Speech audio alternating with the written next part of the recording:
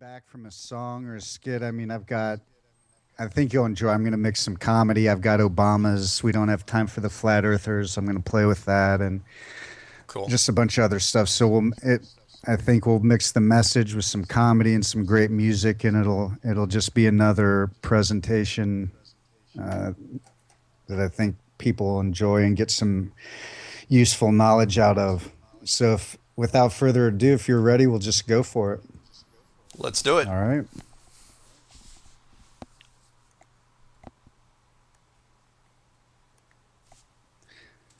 All right. Again, we'll be pre-recording each bit and we'll go maybe 5, 10, 15, whatever. There's no time limit. I have no commercials or whatever. So we'll just talk. And when it seems like a logical stopping point, I'll just cut it. And that means we'll be going into a track and then we'll come back and pick it up from there. Cool.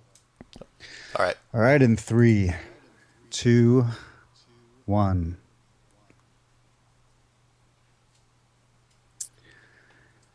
All right, Earthlings. Y'all look real good from up here. Air's a little thin, but I'm happy to welcome on the other end of our miraculous Skype connection. Only Music Without Boundaries has a connection quite this good from the moon back to spinning ball Earth. On the other end of Skype, please welcome, ladies and gentlemen, Mr. Mark Sargent. He has a weekly radio show entitled Strange World where they pursue many topics, many intriguing topics. I know Music Without Boundaries listeners will be intrigued by. Tonight, I think we'll be discussing just a few of those riveting topics, including NASA is fake, gravity is a lie, and the Earth is flat. And rather than explaining the intricacies of a conversation that's very diverse, as the dude said, there's a lot of ins and outs, a lot of threads to keep straight in the old duder's head. And it takes a lot of research. I've been at it for several months. I'll let Mark tell you how long he's been at it. I know it's a pretty new movement, although the concept is thousands and thousands of years old, older than the current globe model that we endorse. So let's just start at the beginning, Mark. Welcome to the show. Why don't you tell us how you first stumbled upon this revelation, and if correct me if I'm wrong, I believe when you first when it came across your radar, pardon the pun, you were a bit of a skeptic yourself. Oh yeah, yeah. I was a bit of a skeptic, and thank you, by the way, Jeff, very much for having me. It's a rare honor to be here. Haven't had a musical interviewer, someone with your sort of background, so I'm excited. But yeah, when this thing came across my radar, it was back in the fall of last year. And I had gone through just about, like you, a whole bunch of other conspiracies, and so many that it was starting to get kind of old hat. And something came across, came kind of in front of me, and it I'd seen this book before, so to speak, which was the whole flat Earth concept, the concept that we thought like we did thousands of years ago, which was that we lived under a giant canopy, that we're basically in a giant Truman Show. And I dismissed it. I thought it was ridiculous, like everybody does. Everybody, when they look at this the first time, they just shake their head, they roll their eyes, they laugh, they snicker, whatever. And I was the same way. And I basically looked at a German guy's video, and he was talking about planes in the southern hemisphere, how the flights were all wrong. I go, that's kind of interesting, but I still wasn't buying it. And then I ran into a gentleman, an artist, a Canadian painter, who claimed that he worked for NASA at some point when he was in his 20s. That said that yeah, he was told during a high-level NASA party, when everyone, the wine was flowing and it was down to candlelight, that someone had said that the Earth was actually not a sphere, that it was flat. And I go, wow, that's an interesting story. Still not sure if I'm buying it though. And so over the next 9 months, I basically tried to debunk his story and debunk all the stories around it. and looked at it, from just about every angle. And about February of this year, 2015, it just hit me in the middle of the night. I had that weird Jerry Maguire moment where I woke up and I had it. I had the whole narrative in my head, and instead of it being a debunker, I now flipped sides and said, you know what? There's something really to this. And the entire narrative was in my head, so I laid it down. I just got up, went to the computer, wrote out the entire script, at least for the first clue. Laid down the audio track, put some slides to it, put it on YouTube, and it was more or less a challenge to the internet at large because I have a lot of faith in the internet hive mind that they can detect what is true and what's a lie. And well, that's where things got weird because no one could disprove it. As a matter of fact, I couldn't get anybody to even really rebuttal me. So I started making more and more of these clues. I started it, the whole series is called Flat Earth Clues, and it starts out with an introduction. And right now it goes 1 through 12. But for the majority of the year, it was just 1 through 11.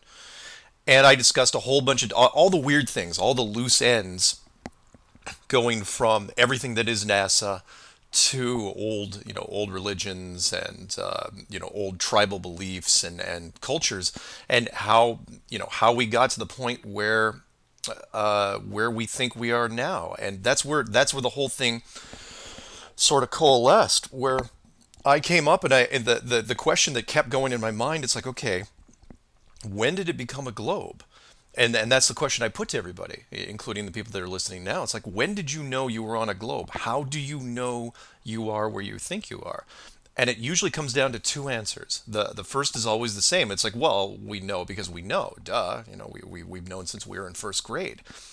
And I said, well, just because you have a globe put in your classroom, in the corner of your classroom when you're in first grade, and you've been staring at it ever since you've been in school, and depending on when you left school, it was always there. Is that why you believe in it? And then they come back and they say, well, no, NASA told us. And I say, well, that's good and all, but NASA is a military wing of the United States government. And you're putting a lot of faith in these guys to tell you absolutely everything is true. But the short version of what I'm getting at here, in case the people that are listening don't quite understand, is, let's say 500 years ago, it was announced that we were living on a globe spinning around the sun. The sun was flying through space and Milky Way galaxy and galaxies, all this stuff. Let's say they couldn't prove that until they flew up high enough to take the picture in 1956, 1957, 1958, depending on when you're looking at it. If they were wrong and it didn't look like what all the science books said, would they tell anybody? And that's the story just branches off from there, and that's where we are now. From everything, all the research I've done, everything that I've looked into, it appears that the United States government and the Russians, who have been hand in hand on this, figured out that when they went out to Antarctica, which should just be this continent that looks, approximately a little bit larger than Australia, really wasn't a continent at all, that it was just this giant endless field of ice. And there could be a border at the end of that ice, and that border extends all the way around us, and that we're not on a globe, that it's flat. And they decided to keep it a secret ever since 1956. And they've been doing a wonderful job of it over the last almost 60 years, but it's starting to fall apart now. And that's why when you type in, you don't even have to type in my stuff. You just type in flat Earth into YouTube or Google or any search engine that you want. There's this huge movement that's been really taking hold since January, and it's questioning where we are now, and which is why I am on your show as we speak. And I like that you mentioned Russia and the fact that there are our partners and our buddies and have Oh been all yeah, the way down the line, even when we were creating the illusion they were the boogeyman before, oh yeah, Osama bin Laden and Al Qaeda and all of our other creations. And just to yeah. bring people in, everything you're seeing with Putin, I see a lot of memes in the truth community with Putin and Obama, and that Obama's his bitch. He ain't his bitch. He's his buddy. Yeah. Yeah. Yeah, yeah. Russia, in my opinion, and I've done enough research on it. I have little doubt. Russia has been our secret brother for a long, long time. Even before there was an interesting story, if you don't mind me digressing for a second, going all the way back to the Civil War, where most people think that the Civil War was about slavery and it was about the South and about money, and it was about money, but it was really the last chance for the British Empire to take over the United States. They tried during the Revolutionary War and then the War of 1812, and they looked like they were going to do one more thing, and that was you get the southern colonies to defect, and then it was going to be the British Navy and the South versus the North. This is how the story goes, and it's no big secret that the British had a lot of advisors in the South. The entire Southern Navy was built by the British. It was really like a Vietnam advisors thing. And the story goes is that Lincoln sent a letter to the Tsar of Russia, and I think it was Nicholas I. And the story goes that Nicholas basically said no matter what he asked, whatever Lincoln, even before he opened up the envelope, that no matter what he asked, we're going to do it. We're going to help him. And the letter was pretty simple. It said, keep England out of the war. And so Russia contacted England, said, if your navy gets involved, our navy gets involved, which would have been really the First World War back in the 1860s or the late 1850s.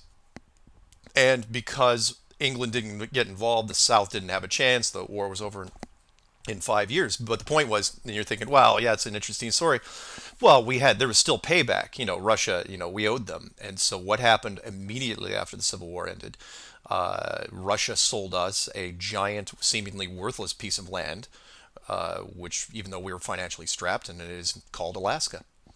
And it's an interesting story. I love stories like that. And but the point is that Russia has never. You can talk about what you want about the Cold War. Find me a conflict where we were actually going toe to toe with the Russians at any given time in history. We haven't. We've been posturing all the time. It's like, oh, they're our enemies. Oh, it's the bully big guy down the street. But it's never happened, and you got to wonder why.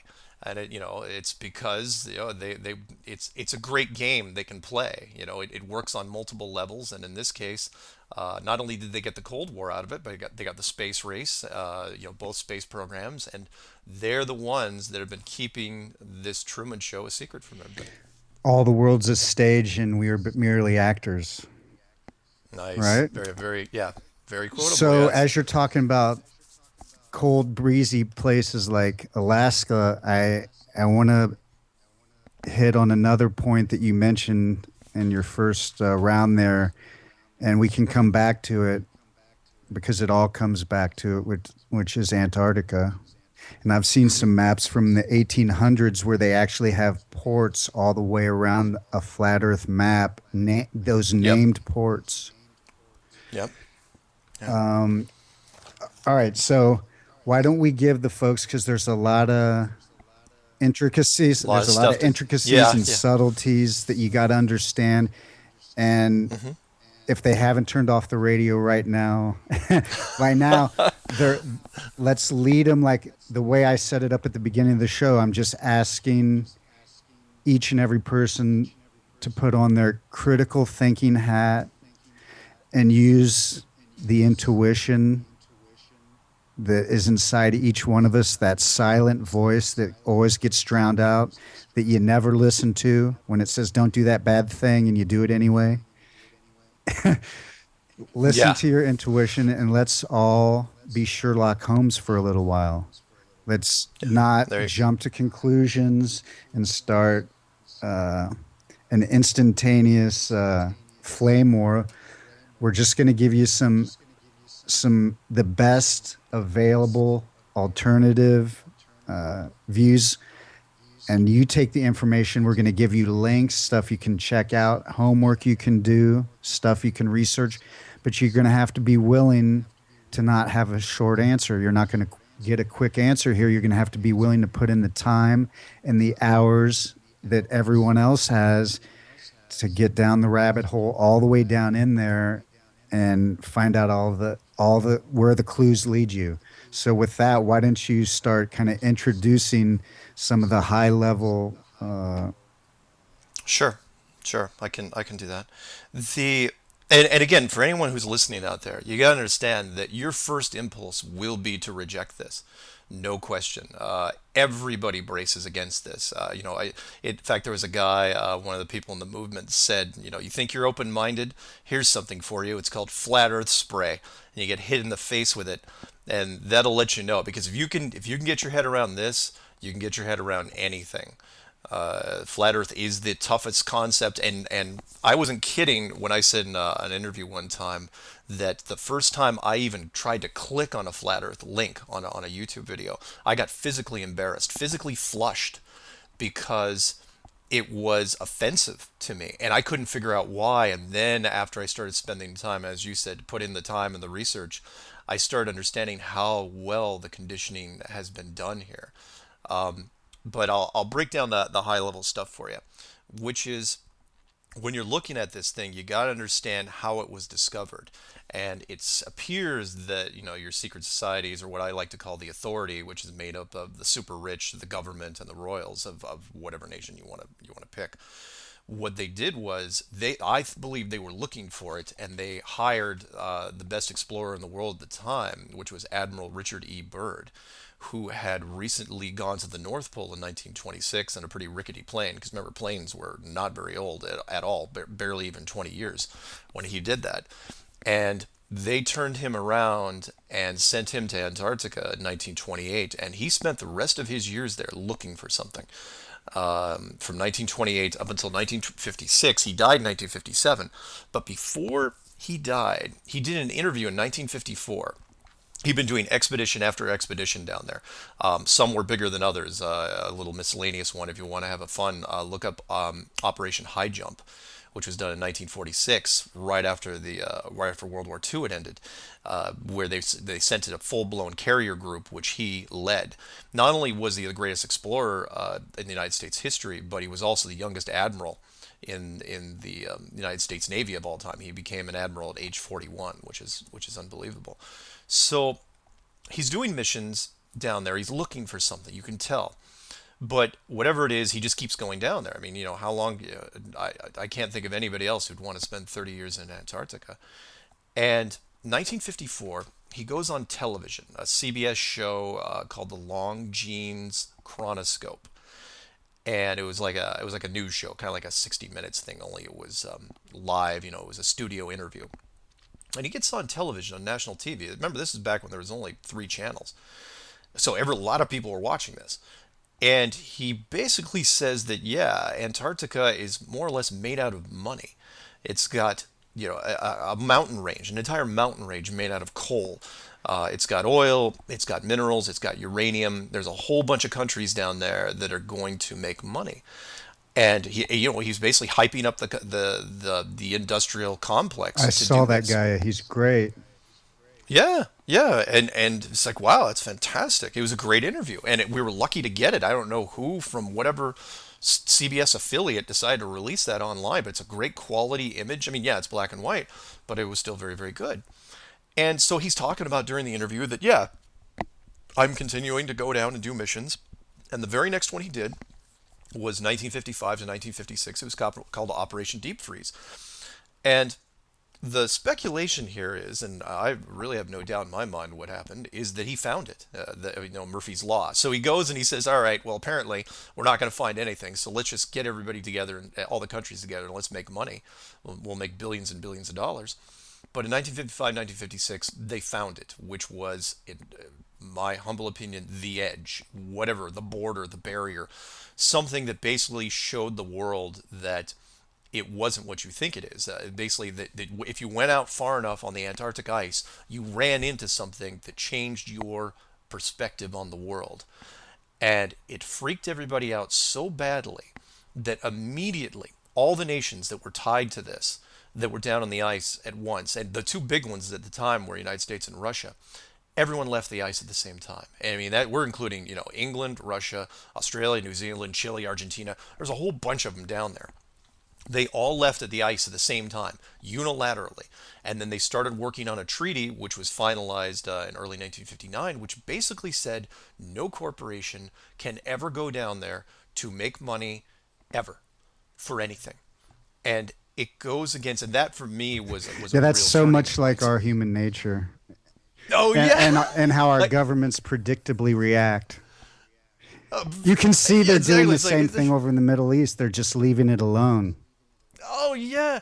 Well, that's just it. It goes against everything we are as a industrialized civilization. Everyone knows that greed is king, power and money that rules everything. But what conspiracy is bigger than money? To where it's like, you know what? No, basically what they were saying is, doesn't matter how much money there is to be made here, no one's going down here. It is off limits, and so they created the and look it up if you get a chance. They created the Antarctic Defense Force, a multinational navy, state of the art weapons technology, and they've sealed off Antarctica forever. No one gets to go down there. Yeah, you can take tours to the outer islands, and if you spend enough money, you can get a guided tour by some government employee to what they claim to be the South Pole is. But there is a barrier out. There's an invisible line which you are not allowed to cross. And I just looked at this. I was going, "What? How is everybody?" Well, the thing was, it was missed by everybody because nobody talked about it. The treaty was put in place, and you'd think that. Or I'll take it one step further. Not only because what I joked, I said, "Look, find me a petroleum company that doesn't have a backstage pass to everything. They can if they want to start fracking in your backyard, it's only a question of time. All they have to do is grease the right palms, and they will get in there." But these same companies that have unlimited financial resources cannot even discuss going down there. They can't even run their own news story, like in Time magazine. You can buy a news story and say, why it's a good thing for America, oil companies to get into Antarctica. They can't even do that. They cannot even discuss it. And wouldn't it And be the perfect place because it's not really habitable? So whatever havoc they would wreak down there, exactly, raping and pillaging exactly. whatever resources that the selfish, sheeple all of us need, they can get that, and Yeah. no one gets, Yeah. gets their There's land no ruined. exactly no indigenous wildlife unless you count the emperor penguin on the edge, and I don't. No indigenous plant life, no ancient ruins, no nothing. And now it's protected not only by the Antarctic Treaty, but entirely an environmental treaty, a secondary layer over the first layer. And they said, well, it's because of the environment. I was going, that's a bunch of crap. Greenpeace was not even founded until 1972. So 1959, yeah, I wasn't kidding Yeah, in the look at clues. I the was going, rest of the nobody, planet to be certain how much they give yeah. a shit about the environment. Exactly, exactly. So that was the big turning point for me, and the series of events that happened after 1956 were so broad and so decisive that everything screamed structure to me. Like the first thing they did, the United States and Russia, when they got out of there, was they started up their rocket programs immediately, like their lives depended on it. And I knew and then they, once, like a year after the rocket programs were started in 1957, they started firing atomic weapons straight up, both the United States and Russia, for no apparent reason. And they kept firing for 4 years, heavy duty stuff straight up. And NASA was formed immediately after those first two shots that we launched up there. They were formed in 1958. And I started seeing this pattern of things that I would do if it was me. Basically, what I was trying to figure out is like, okay, if I had to hide the world, if the world wasn't what you thought it was, and you had to keep the general public from finding out, what's the first thing you would do? Well, first thing you want to do is seal off the outer edge. Let's say it was a circular. Let's say it was like a dinner plate instead of a basketball. You'd seal off the outer edge, make sure no one got there. Now, of course, Antarctica is horribly hostile anyway, so most people aren't going to go there. But you make sure you don't leave anything to chance. The second thing you do is you seal off the sky. And that's what NASA was. NASA was, in short, the militarization of space. And by that, I mean they were protecting the ceiling at all costs. So anything that happened, even through today, don't get around when you think about SpaceX and Virgin Galactic and Interorbital and any of those companies. They have to go through NASA. Everybody goes through NASA, which is a military wing of the United States government. And the space race, a complete sham. There was never any space race. The only race was who was going to get to fake it more than the other guy. The joke, which everyone thinks, no one gets, was, yeah, fine, the Americans were the first ones to the moon, first people on the moon supposedly, And because of that, Russia just quit. They just shut down their space program and, hung their heads and just walked home. No, of course not. It was ridiculous. America, they just caved in. They said, you know what, we don't have to spend any more money on this because NASA's already faking it better than we ever could. And let's be sure to set the historical stage at this juncture, because think back, people. JFK was president, and he got a conscience for like the last year of his presidency, which is why he ain't here today. But Yeah, he Russia was we were in a space race with Russia. And yeah, wasn't this also kind of his non-aggressive? It was a non-aggressive war. By faking this, it appealed to everything. It was like the male ego. We had to yeah, beat Russia to the moon, and he made a promise to the country that by X date we're going to be yeah, on the moon, and they had to keep that promise. Meanwhile, you can go on YouTube and watch Neil Armstrong trying to land just on Earth, land one of the prototype space modules, whatever you call it, yeah, yeah, and it's a joke. And yeah. the thought Well, that oh, yeah, they're the one where he they're bailed out. chicken wire and Yeah, tinfoil doodads that they landed on the moon, and they yeah, couldn't even land it on Earth.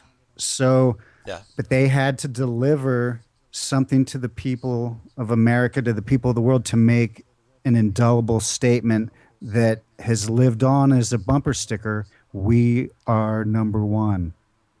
yeah, Am I yeah. wrong? Correct me That if I'm and wrong. no, no, no, you're absolutely right. And then there was something that Matt Boylan said from the NASA channel, who's also part of this, because he'd been talking about this. Matt Boylan had been talking about it for years because he supposedly was told when he was 25, yeah, that it was flat. But it was a well put point of his where he said, look. Here, the problem was eventually, sooner or later, you're gonna have to show people. Having a cardboard globe in a classroom is only gonna go so far. Sooner or later, you're gonna have to show people a picture. The problem is you have no way of taking such a picture because you can't get up that high to take a picture. So you got to fake it, but you can't just hand people a fake picture because they're gonna say, "How did you take it?" So you have to create a space program, so it's a multi-level thing. Not only are you protecting the ceiling, but you actually have to make it seem viable. So that way, when you hand the picture of the Earth from space, remember, and there was only one from 1972 up until 2015. Don't think that's a coincidence. There was only one picture, one full-blown picture of the Earth from space, and it was totally fake. But the only way you could hand people that picture back in 1972 was that you had to convince them that there was a rocket, there was a vehicle that could go up high enough to take the picture. And once you started down that road, the lie only got bigger from, with that tangled web thing, where it just got worse and worse, and you had to spend more and more money, and eventually you were going to get caught. And the Apollo program has just been just dissected by the internet hive mind. People think I'm kind of being glib, when I said, oh yeah, well, moviemistakes.com, that's all you need to do to kill the Apollo program. They understand. I was going, look, there are a whole bunch of nerds out there, and you know who you are, that they'll go through every Blu-ray frame by frame, and if a coffee cup moves from one side of the room to the other without the actor doing it, they're going to call you on it. And once they started turning their attention to real life events, or so-called real life events, they started finding the mistakes and stuff. And yeah, that's the first thing everyone's got to realize they've got to let go of, and that is NASA and the moon program. It was a utter fake from day one. Stanley Kubrick was tied to it in the beginning, and it is not aged well. You know how some movies and television shows don't age well. The Apollo program did not age well. They didn't know the internet was going to be, going to come down the road. So, I can't give them too much crap, but at the same time, they got stuck. That and I'll throw. I know I'm kind of rambling here. I'll throw one more out at that shit for people that don't want to let go of the Apollo program, and that is there's a big gorilla in the room which nobody addresses, which is the Van Allen radiation belts. If the Van Allen radiation belts is the most Oh, deadly that thing old ever, thing. yeah, yeah, exactly, and you can't get through it, without dying. It will kill humans if you believe it was announced in 1959. Don't think that was an accident. The same year that Antarctica was sealed off. That how did we make round trips from what was it, Apollo 8? I think from Apollo 8 all the way through Apollo 17, round trips through this thing. Not only did nobody die, nobody got cancer, the capsules weren't contaminated, none of that happened. Explain to me how they got through it. Because it's either the deadliest thing ever or it isn't. But they're kind of caught because you say, oh, well, it's not that deadly. There's articles out there saying it wasn't that deadly to begin with. Really? Because the Orion program, which is currently running in 2015, they won't send a man through it because they say it's deadly. Sorry, I just get worked up when I listen to stuff like that. So, yeah, give up NASA. That's the first step to this whole thing. How's that? All right, cool. I cut to a song right there. Or I will cut Okay. to a song. So let's come back. Let's Okay. talk just quickly kind of we'll put a pin in NASA because the flat earth stuff's more exciting. We can talk about the Sure. Challenger a little bit Oh, yeah, yeah. and I that can do all that. those cats are still alive but one and we'll just get right back to the flat earth thing and Okay. so we can talk about satellites, get rid of those pretty quick. Oh, We'll yeah, just yeah. dispose all the low-hanging fruit. Yeah, I'll destroy ISS and the satellites, Okay. and yeah, you bet. Okay. And three, two, one. Back from space, talking to our guests back on Ball Earth or Flat Earth, whichever you prefer. Mark Sargent. So let's talk just quickly because when you start watching the NASA stuff, the real stuff, and some of the documentaries that, because I knew it was fake. I mean, you can tell when you're a kid that the thing looks like it's made out of chicken wire and tinfoil. And Yeah, no matter how treacherous the radiation belt is, it's I don't believe that our technology back then had a chance of getting through anything out there and if you really yeah, start watching them you just see all of them. That's why they set it up where they did in Cape Canaveral because they're basically just big boys who never grew up. They're building giant Estes rockets. Remember those rockets when we were kids that our dads would yep, take us to the park and some of them were like 4 foot tall. So yeah, big deal. They made them, several 100 feet tall, and they can send them out over the ocean, but they've never been able. And correct me if I'm wrong, and especially any independent non-NASA source has ever been able to get out of Earth's atmosphere. yeah. No, no, they haven't. It's every space organization, and there's a bunch. I know we're kind of limited for time on how far I can expand on this, but look them up when you get a chance. And that is the European Space Agency. My favorite's the Japanese Space Agency, JAXA.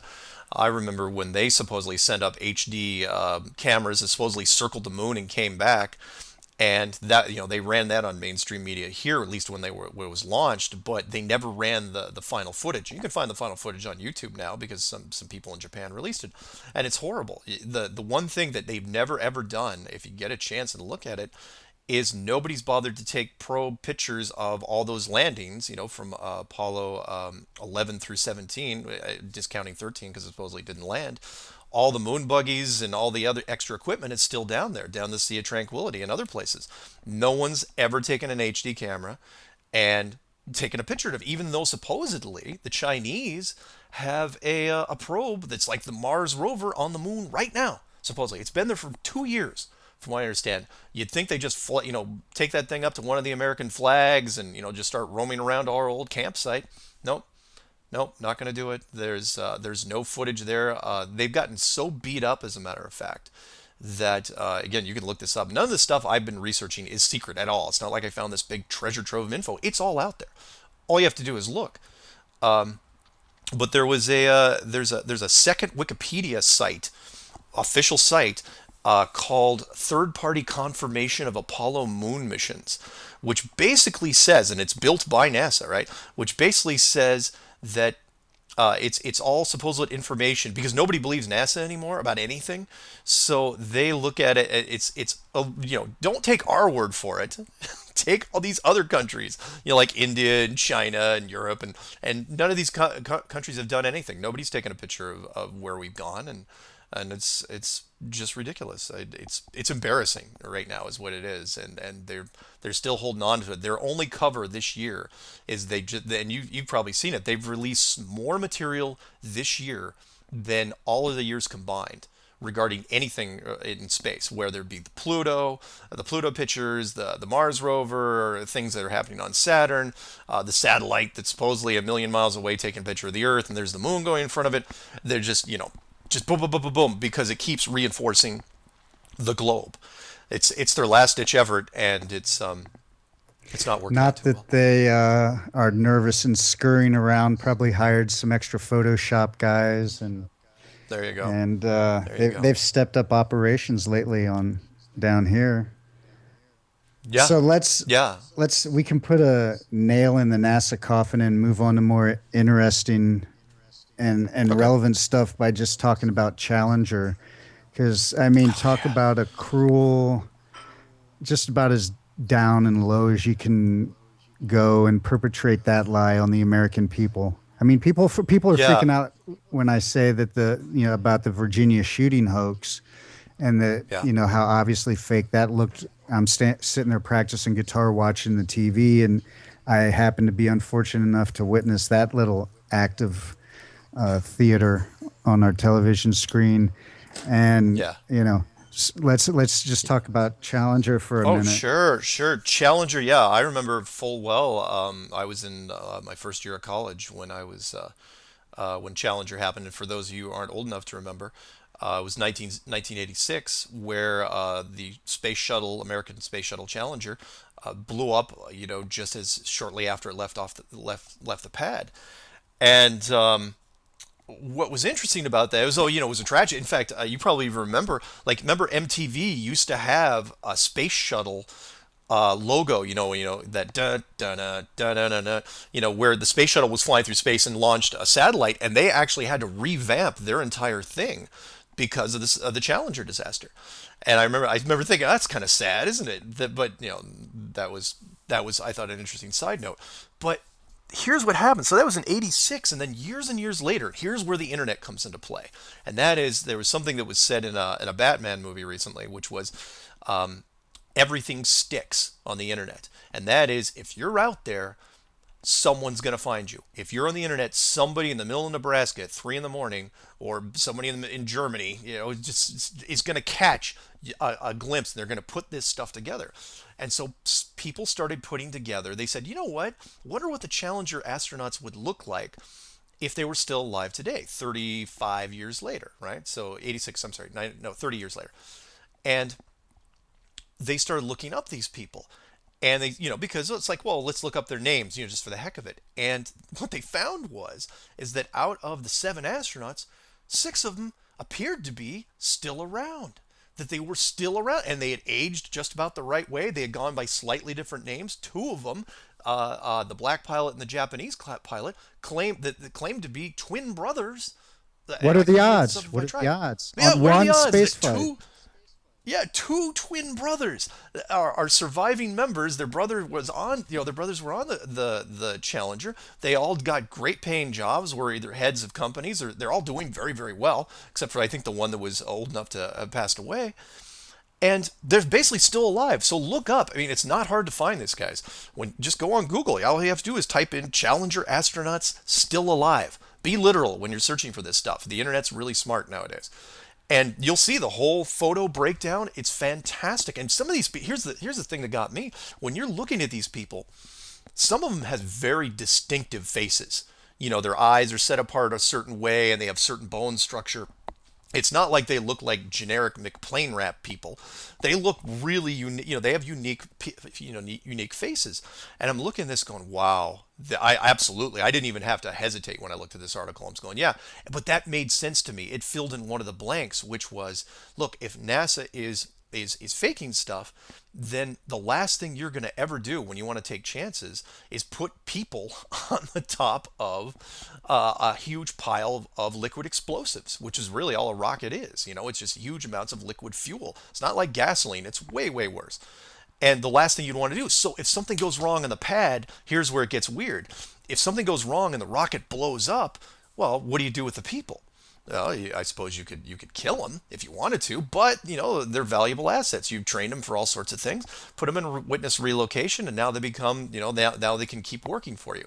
What they didn't count on though was that these people, the internet was going to come along, and sooner or later a picture is going to filter out, and they found six of them. It was incredible. The very similar, spooky similar, actually, to the 1978-79 movie Capricorn One, which was the same premise, which was these astronauts that were going to Mars. They were faking a mission to Mars, and something went wrong with the computer systems that were showing the telemetry, and the telemetry showed that they died. That the capsule burned up, even though nothing happened. The capsule burned up, and that they died. And since the astronauts really weren't on board with the whole thing anyway, they decided to take care of them, wax them.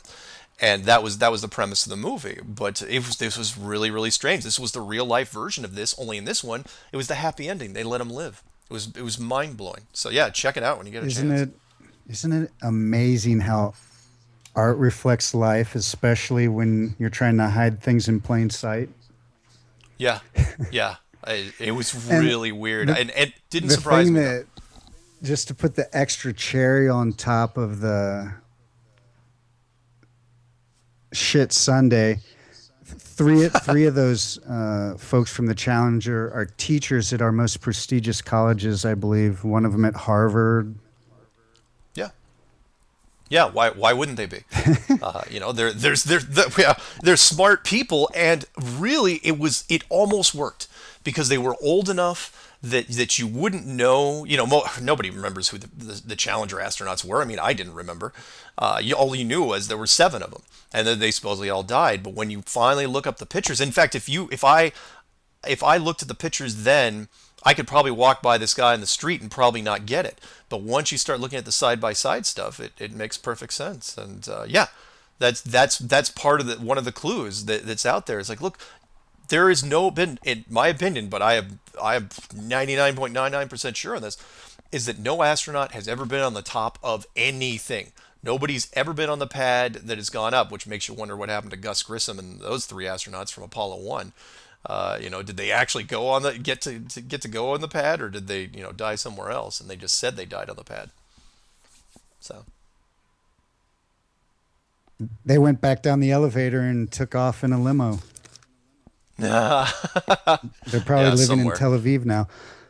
maybe. So let's also get this right out of the way real quick Sure. so we can get to the heart of the matter. We got to deal with this whole gravity thing. I mean, George Clooney is a great actor and Sandra Bullock, oh, so fetching, but let's address this. And people can go back if they want to be so curious. Again, the Sherlock Holmes thing.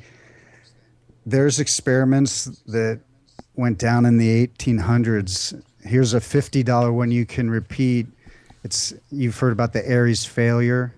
This the Aries Yep. epic Yep. fail. People Yep. can make note of that. Yep. The Michelson Yeah, Morley and then experiment. Yeah. Sagnac, the spinning table thing. Let's talk about gravity, man. I'm so going to play spinning wheel at the end of this segment. Gravity has been an interesting thing for me recently. In fact, I'm learning more and more about it, or unlearning more and more about it every day. Uh, from what I can tell, gravity is not what you think it is. Yeah, it's I used to say that it's one of the physical laws. You know the Earth is round, just like fire burns, water is wet, and if you drop something out of your hand, gravity will take over and push it down. But does it? And what exactly is gravity? Because if the Earth is not a sphere, then because people have asked me all the time, and it's one of the things we're wrestling with right now because it is so tough to get your head around, which is, but from I can say this from the gaming world because that's where I initially come from. The simulation, especially in the entertainment side, what we do to create gravity seems to be very similar to what might be happening here, because lots of people have said, is gravity density? Because that's the spherical look, and that is if you have a ball of dense matter in an empty voidless space, that density will, that mass will suck things into it, that'll attract it. uh, Other people have talked about it like buoyancy, like the atmosphere, and that is, like a balloon underwater will naturally rise. Is that sort of the same thing? But for me, and of course, this is my take, because from a design standpoint, this is what makes the most sense to me, is that it appears to be some sort of molecular magnetism. And for those of you who have not heard that term, it's because it really isn't a common term. It's really really new, and that is, if we all know what magnets are, it's a piece of metal that attracts certain types of other metals. But what if you had an element or an electromagnet that you created that could pull, that had a pull on anything, including organics? Let's say you had an element that could pull the leaf off of a plant, because of its magnetic pull, anything organic. Is that any different? Is there anything different between a molecular magnet that can pull anything and gravity?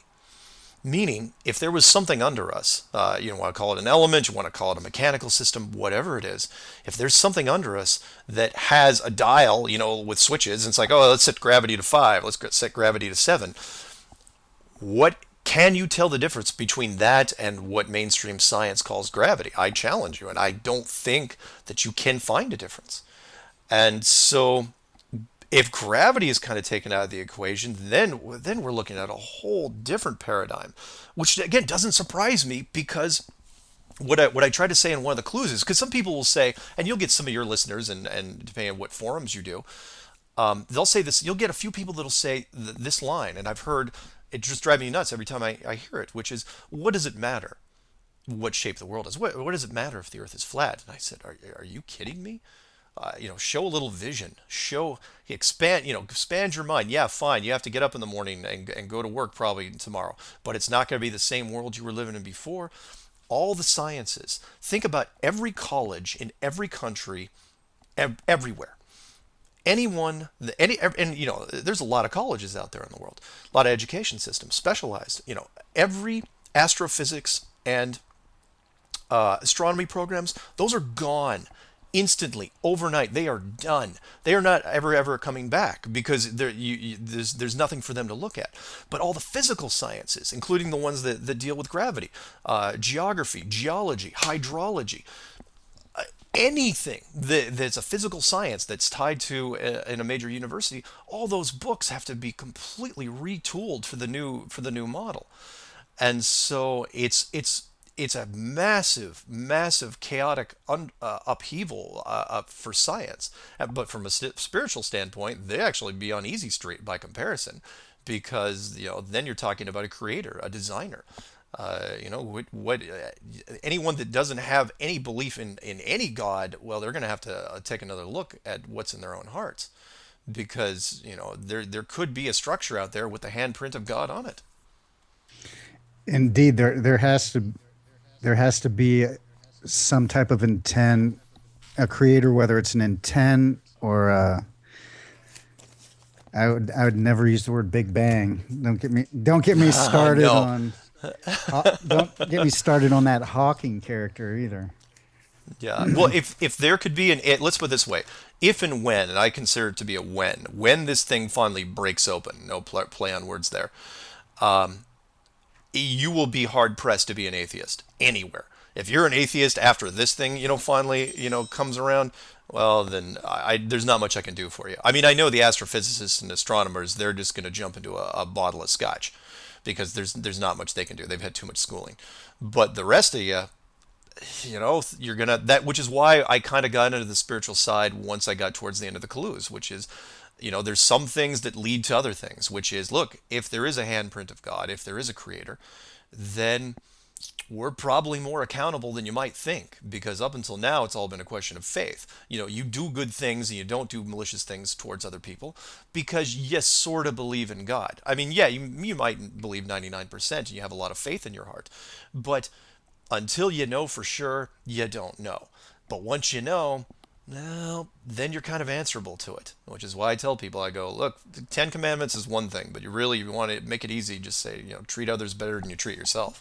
And just be cool to each other. It's not There that you go. tough. There you go. Not that Can't hard. everyone just be cool? Yeah. So Yeah.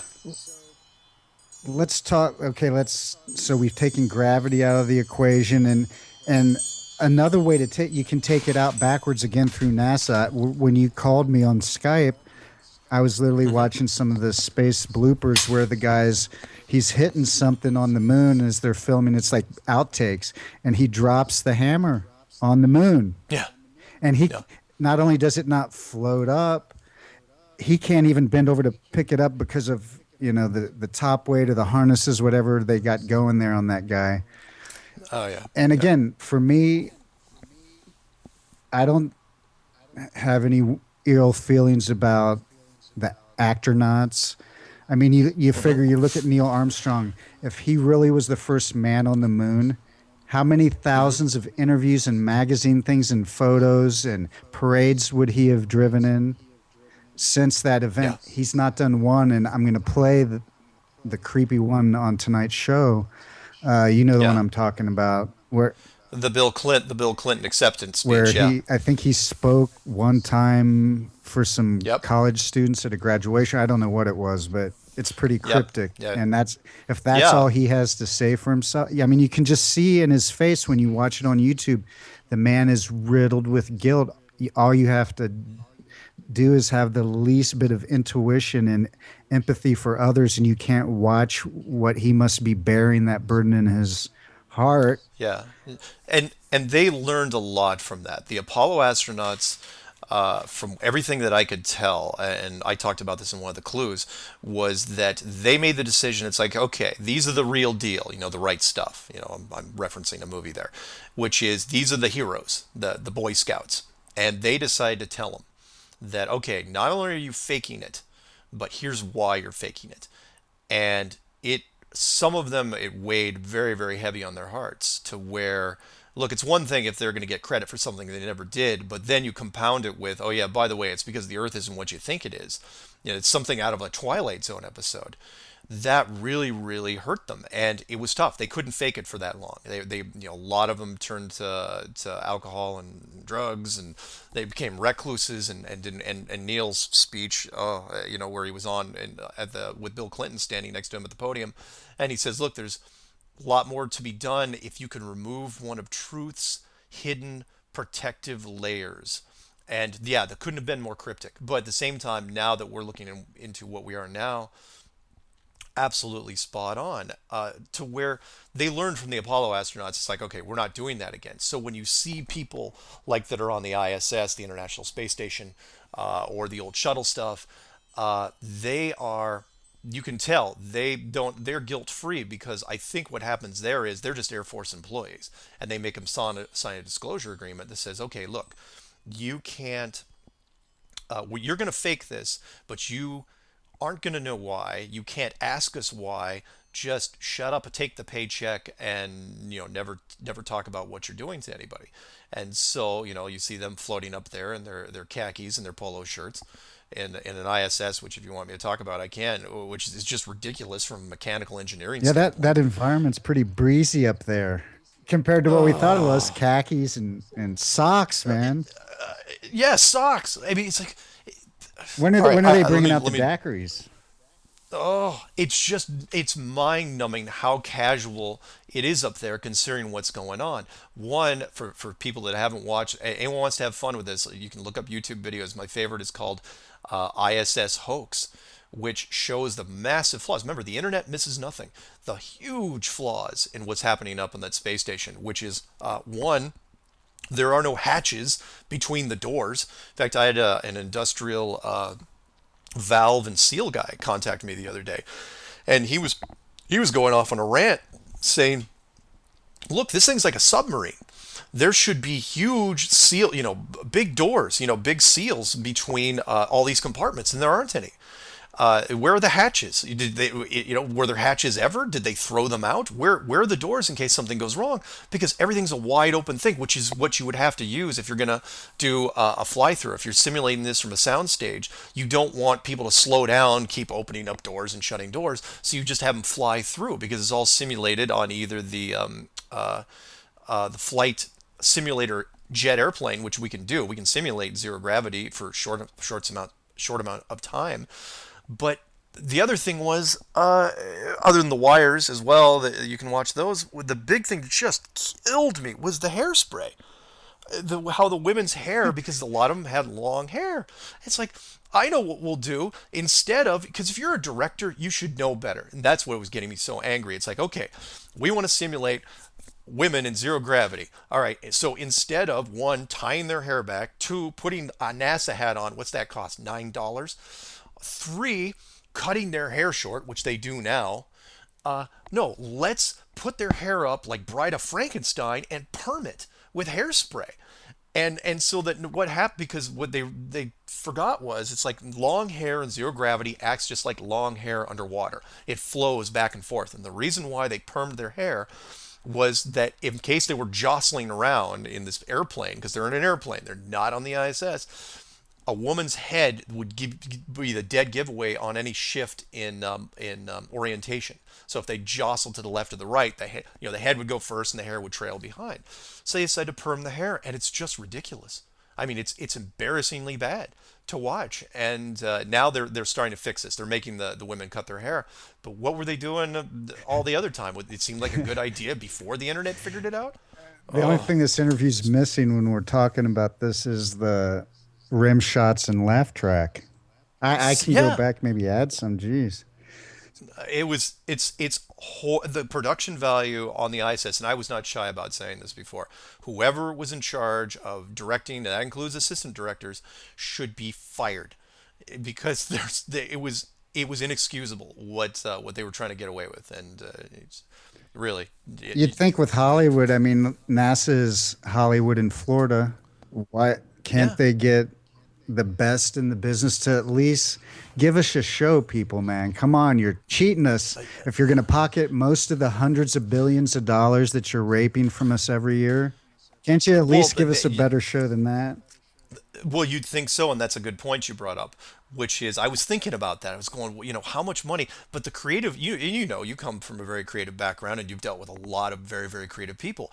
But creativity and government psyop groups and operation groups do not go well together. They do not mix well. And so, because it's not about the money. It's like, so if a government, came to one of your friends and said, "Hey, you want to help direct a little thing we're doing, a fake thing on Mars. You willing to do that?"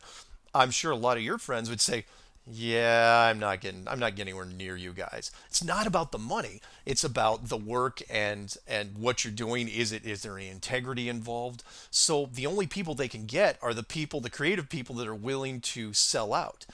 And because I think with Stanley Kubrick back in the day, I think they tried it and they did get a lot of great production value out of him, but in the end, it soured like anything else, even though they gave him unlimited funds. And he finally said, "You know what?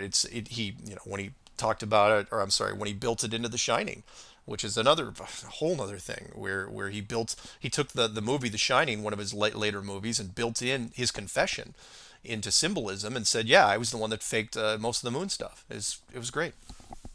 Yeah, both Stanley and NASA, both too eccentric to work together, I think, for the long term. Yeah. Yeah, in fact, they were the ones, he was angry because they were the ones that turned him down when he was making Doctor Strangelove. And he said, "Look, I'm going to do a lot from the inside of a B-52 bomber. Can you give me some inside specs on this and pictures I can take?" They said, "No, we're not letting you anywhere near that thing." So he dug it up on his own, through other people, and recreated the whole thing without their help, without their cooperation. And that's when they hired him. Of course, it's not official, but that's the story goes is they went down to the studio, and they were going, "How did he do it?" So then the thought was, well, what if he had our help and a whole bunch of money? What could he do? Now, truth is, yeah, he made 2001: A Space Odyssey, the greatest space movie of all time, which has aged very well, by the way. And if anyone wants to check that out, that movie was made. It was released a year before the Apollo movie. I'm sorry, the Apollo movie. Yeah, I see what it is. Before the before the Apollo mission. Wow, is that a Freudian slip? Oof. Yeah, but yes, he released it in '68. The Apollo was in 1969, and he got and think of this. Most people, if you know if you're in the entertainment industry, he was given 5 years to make that movie.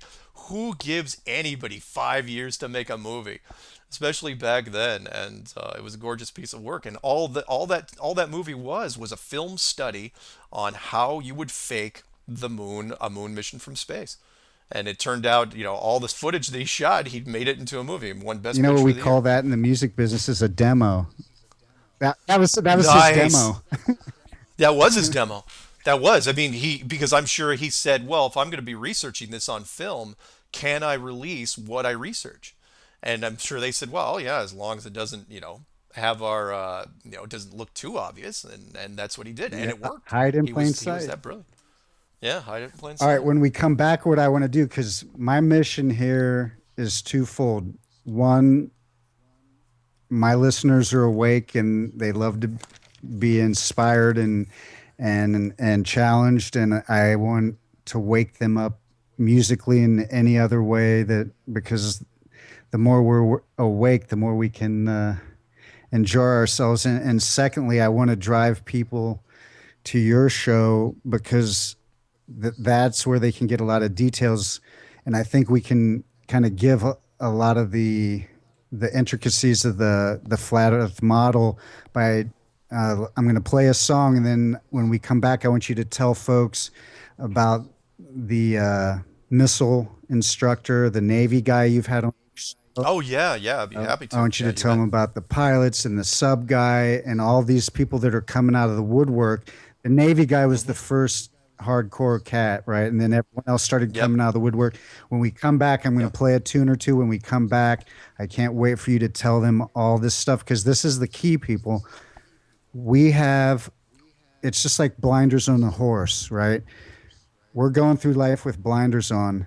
When we come back, Mark's going to tell you about some folks who have access because they're serving, and they again these people went in serving and trying to do the right thing. They believed in what they were doing, and they got to work with very sophisticated military equipment, which gave them an insight into how the world works, how this matrix is constructed, for lack of a better way to phrase it.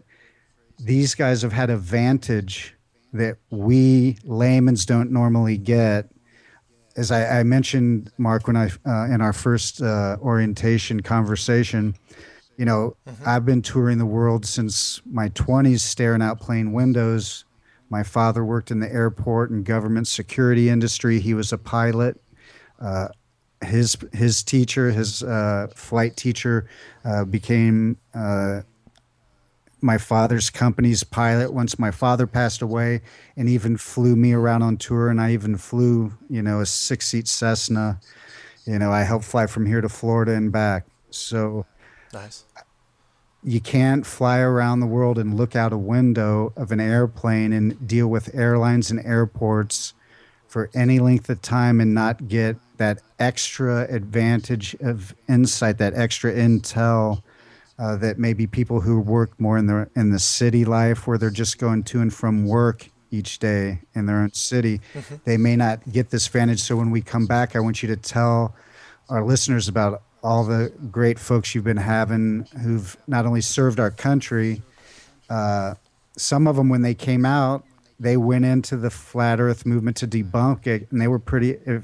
Imagine someone with a military background and how angry this would make you at the beginning when someone's questioning everything you stood for, everything you've Yeah. done, all the work that you thought you were being noble, and all the male ego that goes with that. Yeah. But yet, these guys, once they went into this Sherlock Holmes investigation of their own and really sat back, even they couldn't dispute. And now they're coming out and just of their own free will, they don't care about fame. They're just like, look, this something's askew in the matrix here and it's not making sense. And we just want to bring it to light because wouldn't it be so much cooler if we realized we were on a flat earth and we could take government out and we could do things, we could just totally revolutionize, get rid of structure. because anarchy doesn't mean you're just out of control with no care or no moral or no compass of what's right and wrong. But again, as we said before, can't everyone just be cool? Money has no value. It's just paper that's no more valuable than what lines the cat litter box aside from what we buy into it. And think about how effed up this planet is over that. It's I get mad Yeah. right along with you. So let's play a song and get back to a mellow vibe. Let's let the music center us, and we'll come back and talk about all the guests you've had on your show, what the revelations they're bringing for. And this is all new stuff. When did the Navy guy come on? This is pretty recent, right? Oh yeah, not even 3 weeks. So, people, this is like you want to talk about breaking news. Here we are, and you heard it here first. We're going to play a song or two. We'll be back with Mark Sargent. Cool. Everything cool so Yeah, far? yeah, yeah. I Groovy. think it's Yeah, going great. totally love it. So let's come back and talk. Start with the Navy guy and what the revelations he brought, and just go right down the line and play it by Okay. ear. Yeah, And let's do it. 3, 2, 1. All right. The, we've just been warming him up, Mark. Right. This is right now in this session. Shit's about to get real. So why Yeah, don't yeah. you introduce the first mystery guest you had on your show and Sure. his credentials, his background. They're pretty impressive. I understand there's only one school in the country that that teaches what this expert teaches, and he was one of the teachers. And what just riveted me, and I hope you'll get into as you introduce him about when they refitted the software and the firing system from the tanks to the ships on the Oh water, yeah, and yeah. they never accounted for the Earth's spin or the alleged curvature. Yeah, yeah. The first guest that because in by the time I got to Clue 10, I was basically asking for help. I said, anyone that knows anything about anything regarding this, please come forward and start talking because, up until now, it's like, yeah, I mean, I can tell you as much information as I can, but I can only do so much. The other people are going to have to fill in the blanks, the experts. So the first guy that came forward, his name was Sean. And he was from the United States Navy. He's currently active. Had been in 10 years, and he was a Sparrow missile system instructor, NATO, and also a master training specialist. So not only did he know everything about the Sparrow missile systems, which are on Navy ships and is used that's used all over the place by NATO, but he also trains people on those systems. So he knows everything's backwards and forwards, and these are medium range guided missile systems. And he contacted me not too long ago, less than 3 weeks ago, and he says, look, he goes, I want to talk about this. So we got him on, and the short version, I But he mean, came really, if and you get a mentioned, let's chance. make a note that the first time he came on your show, he came on anonymous under a pseudonym. But after the first time we when you had him back, he got such a great reaction, and everyone was like, "Yeah, let's hear more." He didn't care, and he came back on as Sean, Yeah, his real name. yeah, exactly. Initially during the show, if you guys listen to that episode, we introduced him as Robert, which was his middle name. But his reaction, the positive response of him coming on was so good. And again, that's why I encourage other people to come forward about this stuff. Is that he used his real name? His name is Sean, and it was really, really great. He came on and basically he talked about three different parts of the system. One was that the Sparrow system uses it's a paint the target system. So if you see a ship way off in the distance, you use a tight beam radar to paint, to hit that ship so that the missile has something to lock onto. So you paint the ship, you fire the missile, it goes off, and eventually it hits it. Well, he was saying there's something very, very strange about this, which was that the missile system can actually target ships over 50 nautical miles away, and a nautical mile is actually 5,000. I'm sorry, 500 feet longer than a statute mile or a land mile. And he's going, look, with the curvature in effect, you're shooting. Let's just say round it down to 50 miles. That's almost 1,700 feet of curvature, which means the Earth, if you believe in the globe, the Earth curves down 1,700 feet. So you shouldn't be able to hit any part of that ship. That ship should be 1,000 feet below the curvature of the Earth, and that beam, that radar beam, that's as straight as anything. If you treat it like a giant pencil, it's not going to bend at all. And so he goes, how are we hitting this thing? You can't hit it if the Earth is actually a curve. It has to be flat. The second part of the system was that the missile system uses an older, which I thought was very interesting in itself, is uses because it's NATO, they share some technology. It was actually based off a tank, a land-based tank system, I believe from Norway. Forgive me, Sean, if you're listening, and I got that wrong. It's in the interview. I know it's out there, but it's one of the northern countries. And they took basically a tank system with fire as a shell, and they retrofitted the hardware and then updated the software and equipped it on a ship and changed it from tank shells to missiles. But the thing was, is that the tank didn't take into effect the curvature of the Earth or the Coriolis effect. And for those people that have never heard that term before, the Coriolis effect is basically the curve. I'm sorry, the spin of the Earth. So everybody knows that if the Earth is real, is what it thinks is, it spins at 1,000 miles an hour at the equator, roughly a little bit more. I'm dizzy And from it right now. there you go. I know. I can barely hang on to my chair. And so it's 1,000 miles at the equator, a little less as you get towards either pole, North Pole or South Pole. Well, if the Coriolis effect is actually taking place, then, and people have talked about this. In fact, you can look at mainstream stories, and now I just get angry every time I see one where they say, "Oh yeah, the sniper, he fired his rifle so far it had to actually take into account the spin of the Earth, the Coriolis effect." But they're firing, sniper bullets max out at about 1 mile. Well, these ships the tanks are firing 20 miles, and the ship missile systems, they're firing 50 miles. The tank isn't taking into account the curve, and neither is the ship missile system. So if they're not talking about the curve and the ships aren't talking about the curve, then what's the sniper doing? He's not doing anything. It's just a myth. It's just a buzzword that they put into the media. And it was fascinating. So he's I'm listening to him, and I'm just smiling as I'm listening to this because it's so great, because he's going, okay, not only is a radar beam hitting a target, which it shouldn't be able to because the Earth should be in the way. Two, the Earth isn't spinning because it isn't part of our firing solutions. We're not programming anything in. And I also confirmed that with another guy who didn't go on air, an artillery guy out of Fallujah, who is currently in the Army. He said the same thing. They're firing howitzers, and the computer adjusts for everything, but there's a manual calculation done at the same time. He's going, curvature's never ever talked about. And then the third thing that Sean brought up was that the navigation charts are completely off.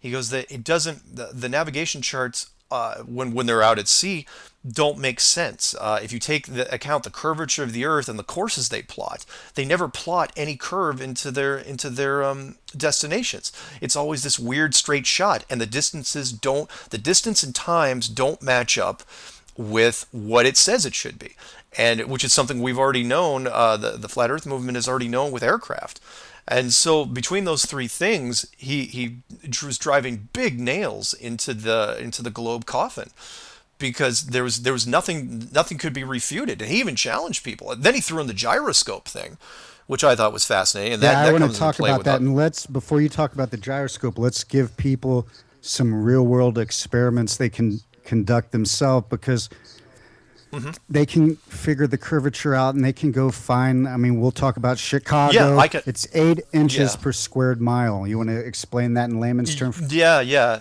It's very easy to understand. It's how it's worded confuses people, and that is it's 8 inches times every mile times itself.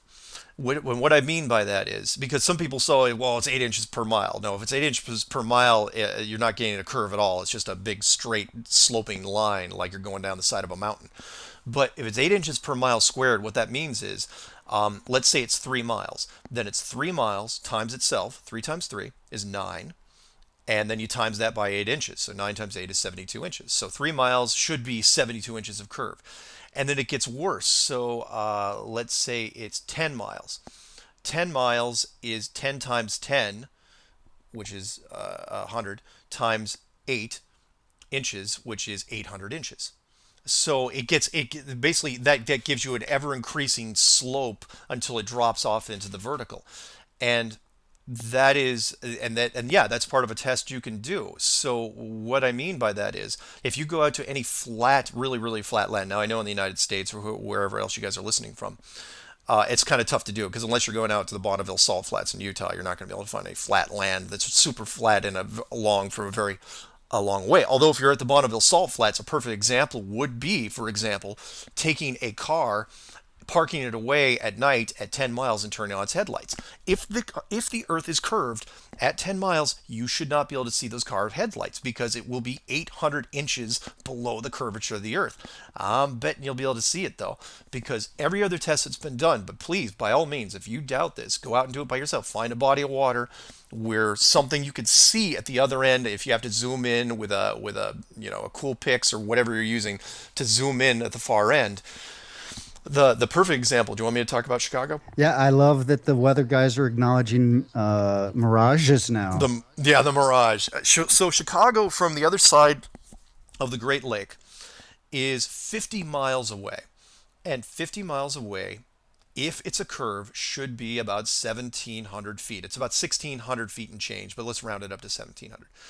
1,700 feet. Well, there are no buildings in Chicago that aren't even remotely close to 1,700 feet worth of curvature. However, on a clear day, if the atmosphere conditions are correct, you can see Chicago from the other side of the lake at 50 miles away. So you got a problem there because if you can see it, you can't sit. So it's either a mirage or it's not a mirage, right? And I'm putting this out to the debunkers because they're going to say, well, it's a mirage, it's refraction, it's obviously the light's bending. It's like, oh really? So it's bending, and there's no wavering in the buildings. The buildings aren't tilting backwards. They're not flickering in any way. But at the same time, any ship that you want to see a video on that supposedly disappears below the horizon, that is a mirage. Suppose that isn't a mirage, so you can't have it both ways. They're either both mirages or they're both real. But Chicago is only one example. There are many other examples, especially when you're going. There's a bunch of lakes, that are near the Canadian border and big bodies of water. Find one on your own. Look across it. Get down as close as you can to sea level. Do the math yourself. There's charts out there if you don't want to, do the equation yourself, and see. Look, are you seeing the entire object on the other side of the water? That's not taking into account for the curve, and it's brilliant. That's one of the first tests that people can do out there. It's easy, it's cheap, not hard to understand once you get the equation. I've got some screen caps of folks commenting on YouTube from Europe who have some pretty eloquent and long vantage points. So I'll read some of those on the show as well this evening. Let's Cool. talk about the southern hemisphere because it's hard to get a. Remember that film Around the World in 80 Days? I think if we could do it in that, would be a miracle. You can't get a flight around the globe. Oh yeah. It's what the southern hemisphere, and that's how remember. That's how I started on this thing. There's some weird stuff that happens with the southern hemisphere, and that is if you try to book a flight from anywhere in Australia to say anywhere in South America, try to get it nonstop. And one of the first things you'll notice is it's almost impossible to find nonstop flights. You'll get, say, 40 or 50 connecting flights, but you might get, if you're lucky, depending on what city it is, you might get one, maybe. Even though let's say we'll go from Rio de Janeiro to Sydney, Australia, right? Should be just a straight shot across the South Pacific Ocean, but 12 hours tops. But you don't see any. Most of them are these weird connections. It's not just that they're connections that don't make any sense.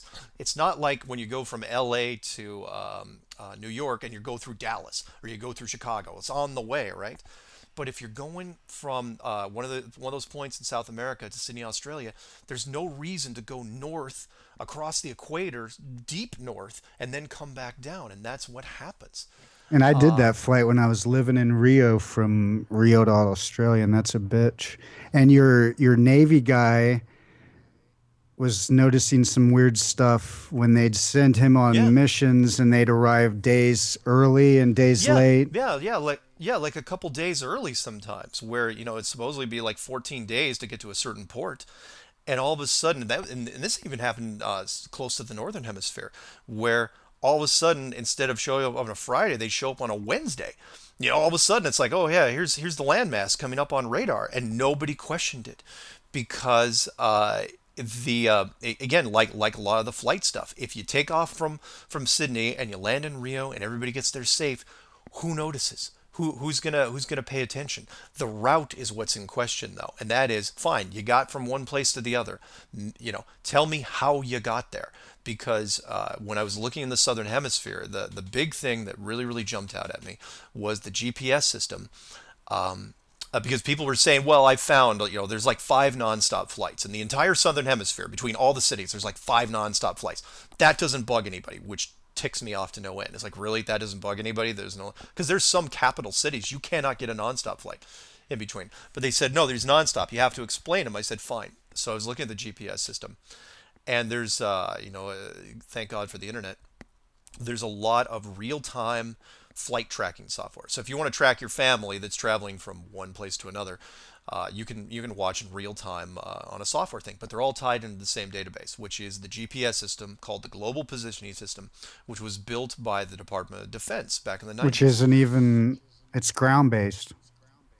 Yeah, from what I can tell, it is ground based. There are no satellites tied to this thing whatsoever. And how I know this is because there's huge gaps in the system. Remember, it's a global positioning system.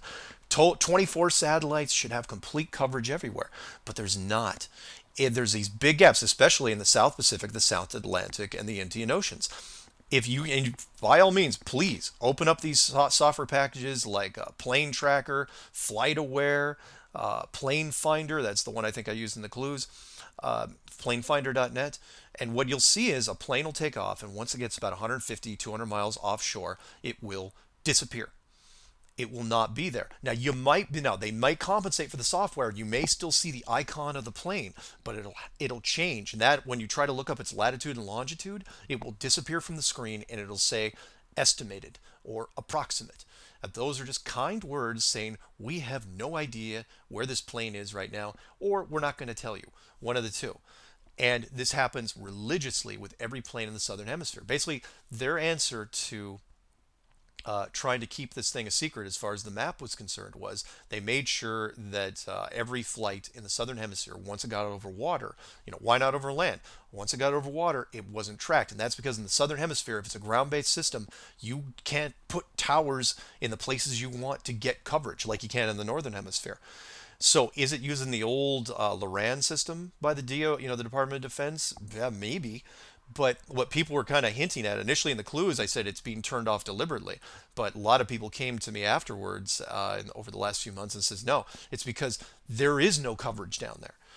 It's not that they're turning it off deliberately. They have no choice. There is literally is no coverage to be had because there's no satellites to cover them because there are no satellites to speak of. And it was it was And amazing.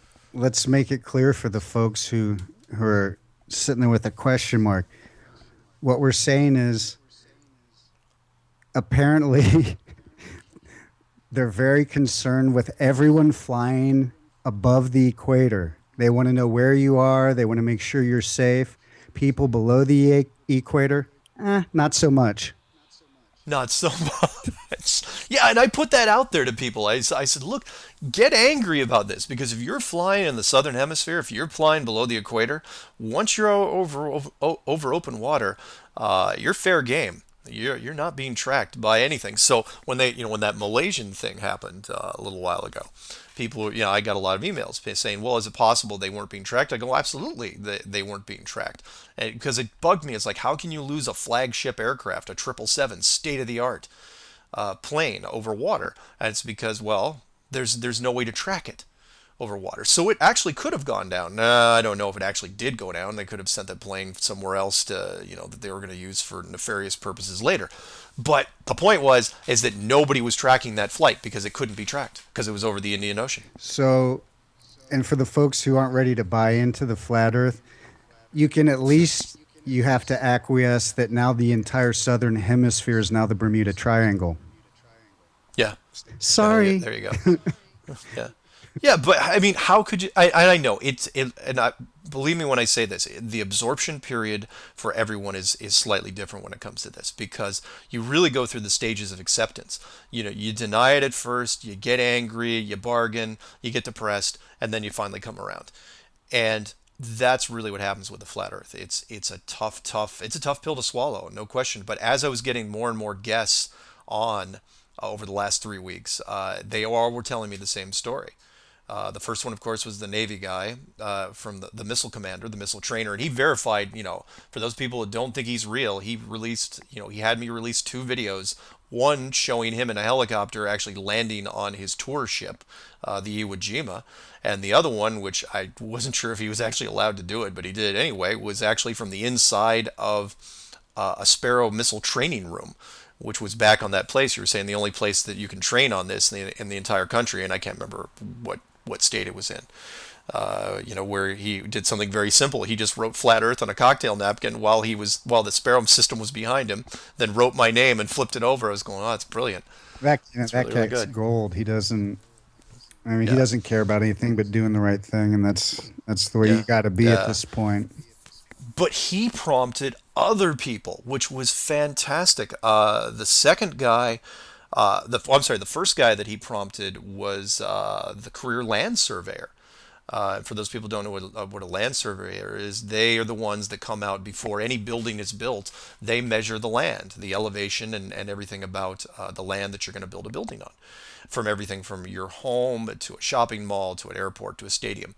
And this guy did the big ones. He did the big things like an airport runway and a Ford, like a car factory where it's miles and miles long. And he comes out and says that, yeah, he was in it, career, 32 years of doing it, and he never measured a curve in his life. Because that's not how the entire surveying system is based on. All the books that he read over the years and everything that they did was based on, you assume that the piece of land you're working on is perfectly flat, no curve at all, no matter how many miles, and that's where you start your equation. That's how you build. That's how you start building your buildings. And I thought that was very, very interesting. And he goes, not only that, he goes, but no one ever talked about it. And he goes, it seems like such a simple thing. But what he meant was, and I try to give the analogy, I came up with my own analogy. I said, look, think of if you took a basketball and you tried to cover it with wheat thins, which are all those little square things, those little square crackers. Yeah, you can cover it, but the problem is because you're trying to cover a curved surface with little square, perfectly flat pieces, you're going to have these gaps. And he was saying, look, there are no gaps in our world. He's going, every piece of property lines up perfectly with every other piece of property. And he goes, if the earth is curved, eventually you're going to have to deal with that. Meaning, fine, the piece of land he's working on is a 2 mile square. Another person he's working on is a 4 mile square. But they're not always squares. He's going, sooner or later, somebody is going to butt up to somebody else. And there's going to be a gap. It's not going to level out. It's going to be like trying to fit pieces of a jigsaw puzzle together, which are at different elevations. He goes, even by accident, they would have run into this. And he goes, 32 years, never happened, never discussed. And these guys, surveyors, are known for drinking. They go out and you would thought that somebody would have mentioned this, and it's never ever ever come up. And that was brilliant. And so what it's boiled down to, people that they're trying to catch on to this, is that yes, curvature is mentioned in various instruction manuals all over the world, but it's never actually used in real practical use. So you talk about curvature of the earth, it's like, yeah, curvature is this, curvature is that, but when you finally get to your 9 to 5, your day-to-day stuff, you never use it because it's not there. And so it's this weird kind of assumed thing. So when the surveyor thing, we didn't end on that when I was talking to him, but he was going, yeah, when it came to curvature, everyone said the same thing. They said, no, don't worry about it. So we've got Navy and air and surveyors, and everyone knows about it. They talk about it. It's in books, but no one Yeah. can quantify it. Yeah, yeah, the submarine guy, which was one of my other guests. He was a career Navy submarine chief electronics technician. You know, toured on five different classes of subs and just wrapped up his retirement, put in his 20 years, got out in 2008. He listened to the missile instructor, and he said the same thing. He goes, "Yeah, a submarine is basically just a plane that's underwater without wings." And he said the gyroscopic systems that they use on planes and on ships are also the same gyroscopic systems they use underneath the water. And he goes, those things are set to a flat level plane. That's how they work. He's going, if those things didn't work like exactly like they were supposed to, if the Earth was curved, eventually the submarine would just keep wanting to go up until it surfaced, because that's what you would do if it was a curved Earth. You would just keep going up because the gyro would force you up. And he goes, the torpedo firing solutions didn't account for the curvature. It didn't account for the Coriolis effect. In fact, I have yet to find anyone that has said, and I remember I've talked to an Army and Navy so far, two types of Navy, which has basically said that they don't know of a weapon system that accounts for either of these things at all. No weapon system that anyone could come up with, and no one's rebutted this shit yet. So between artillery, torpedoes, missiles, tanks, they all use the same thing, and nobody, they're just firing, they're just lobbing a shell. It's always windage and elevation. Nobody cares about the spin of the Earth. It was fantastic to listen to. And then, did you catch the last guy I had, which was the flight instructor? No, I'm looking forward to listening to that. Why don't you Oh, tease us with that into oh, our okay. next track? Okay. Do you want to go out first, and then Yeah, how I'll about talk I'll about play a your. song about flying, Okay. something appropriate, and we'll come back and talk about flight. Yeah, because I'm gonna call. I told you, my father, if he's still around, he was. This cat's a cool varmint.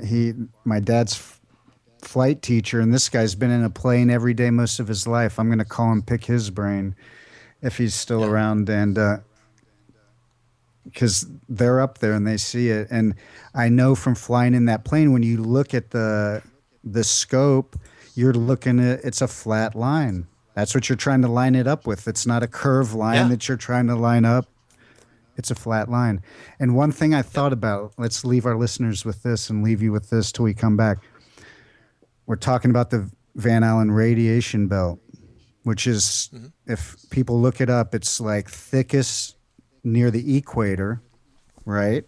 And it gets Hmm. thinner as you go allegedly to each end of the globe. Supposedly. Yeah. So if that's true, why would they pick someplace near the equator like Florida, Cape Canaveral, to be firing rockets, which would be the exact place where that radiation belt is the thickest, therefore the hardest to penetrate? Why wouldn't they set it up somewhere in a cooler, more northern environment like Canada or the North Pole or Antarctica? They could shoot some rockets off from there. Just saying. Yeah. Just Yeah. Excellent point. just saying. Yeah. All right, so we'll come back, talk about your most recent guest, Yeah. and as you're talking, I'll go through my notes, make sure we've hit all the high points, and then we'll direct them to your episodes. And I think this has Sure. been killer, Sure. man. And I'd love to have you Well, back on the thanks. show again, and like Oh let them yeah. Yeah. digest and go do some homework, and we'll give them the links to your clues, and I'll put some other Sure. good relevant videos I've found, and let them get your clues first. And once they do that, then I'll follow up with that, and then maybe have you come on the show once some stuff's developed as the weeks are going on here. Cool. Sure. You bet. All right, Yeah. so we'll go one more time here. And three, two, one. Back with Mark Sargent from Strange World Radio. Tell folks how they can find you and they can find your radio show and all the stuff we're talking about, including, and then just segue right into this airman that's contacted you. Oh yeah. Yeah. You bet. The easiest way to find me, well, there's several different ways now. Because initially when I started this, I didn't even have a website. So initially when I started this, all you have to do is Google Flat Earth Clues. That's the name of the series. The radio show is called Strange World, and that's on Truth Frequency Network. Currently, it's on Tuesday nights live. If you want to listen to it, I also post it on my YouTube channel, Mark K. Sargent. That's Mark Sargent. Again, or you could just go on YouTube and type in either Strange World or Flat Earth Clues, and you're going to find it. And the main website, which I finally had to build because again I didn't think this was going to go anywhere when I actually started this in February, is called enclosedworld.com. So you can find it any of those places, and my contact information's all there as well, phone number and email if you guys have Yeah, and questions. you're But legit. but You're I not a show. You put your phone number out there. You're easily yeah. accessible. Yeah. In fact, when I came from Colorado back to Seattle here, I took the phone number with me just so I didn't disconnect it because people keep sending things and they're amazed when I pick up the phone. I can't pick up all the calls, obviously. I get too busy, but I do try to pick up and answer what I can. The airmen. So the last episode we just put on air last what was it 2 days ago was a another guy had contacted me again. It's a chain reaction. It's dominoes. People hear other people and they say, "Yeah, I've got an opinion on this too." So first we had the missile instructor from the United States Navy. Then we had the surveyor, career land surveyor from Indiana, and then we had the submarine chief from the United States Navy as well. And then we had a guy that actually owns his flight instruction school out of Iowa, and he came on and he wasn't anonymous either, and he said, yeah, he goes, from a flight instruction standpoint, because not only is he's a licensed commercial pilot, but he can't, he also teaches people how to fly. And he said, look, the gyro systems that we use in planes are based on a flat world. They're based on a flat Earth.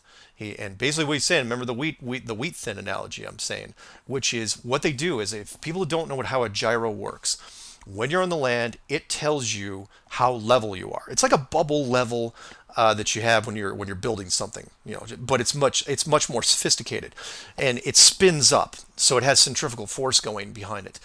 And what it does is, when just before you take off, you turn this thing on, and it tells you, okay, I am now level, and it stays there.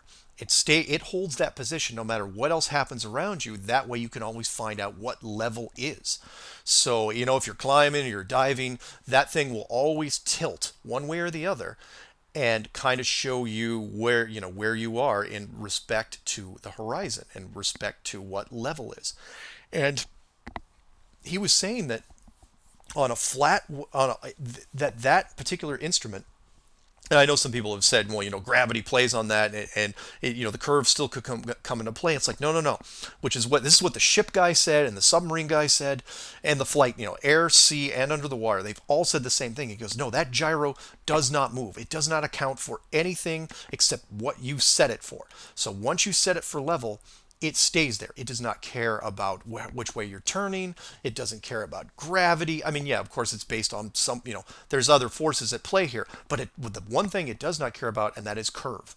Because if you're going over a hill, the whole job of that thing is to let you know if you're going over a hill, which is sort of like going over a curve or climbing up a mountain. Same thing. The thing holds its position. And he's saying that particular device, the gyro, only works on a flat world. It can only do what it's supposed to do if the world is flat. And so we got into this because he's a pilot, and there's a lot of pilots out there. There's commercial pilots, there's cargo pilots, there's all sorts there's private pilots. And I said, well, how has every pilot missed this? And we kind of got into the clue, which I dug at, and he goes, well, why? What else would they think? Because the world is so big, they're not going to notice. If they take off from point A, take off from Dallas, and they land in New York, and they land there safely, even if the curvature thing didn't work out in their head, they don't really notice it that much because there was no negative connotation behind it. I mean, as long as you get to where you're going, you don't think about the curvature. It's always so far in the back of your mind, you just take it for granted. It's like, well, we got there and the instrument worked, therefore everything works. But what he was saying is that no one, and what I also mentioned, which was, it's such a huge leap of faith for a pilot that even if you did figure it out, who are you going to tell? Which is why all these people are coming forward, because they all tell me the same thing. And again, for the people that aren't fully grasping this, this particular secret is so big that you've been living on it the entire time and you never saw it because nobody saw it. It was the old P.T. Barnum saying, which is all of the people can be fooled some of the time. So none of the pilots caught it because they never questioned their instruments.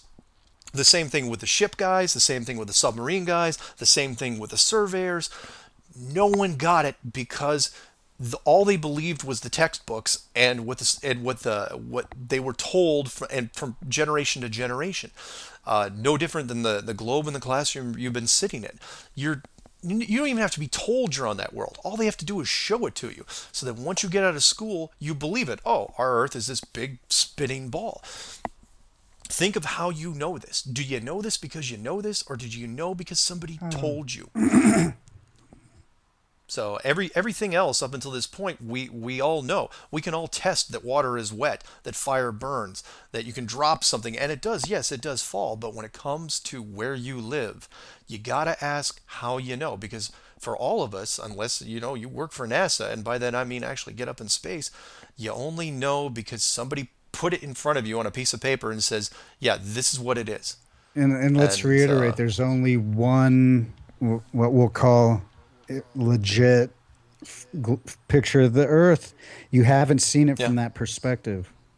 We've only yeah, seen it from that yeah. perspective on a piece of paper, on a TV screen, or on a movie screen.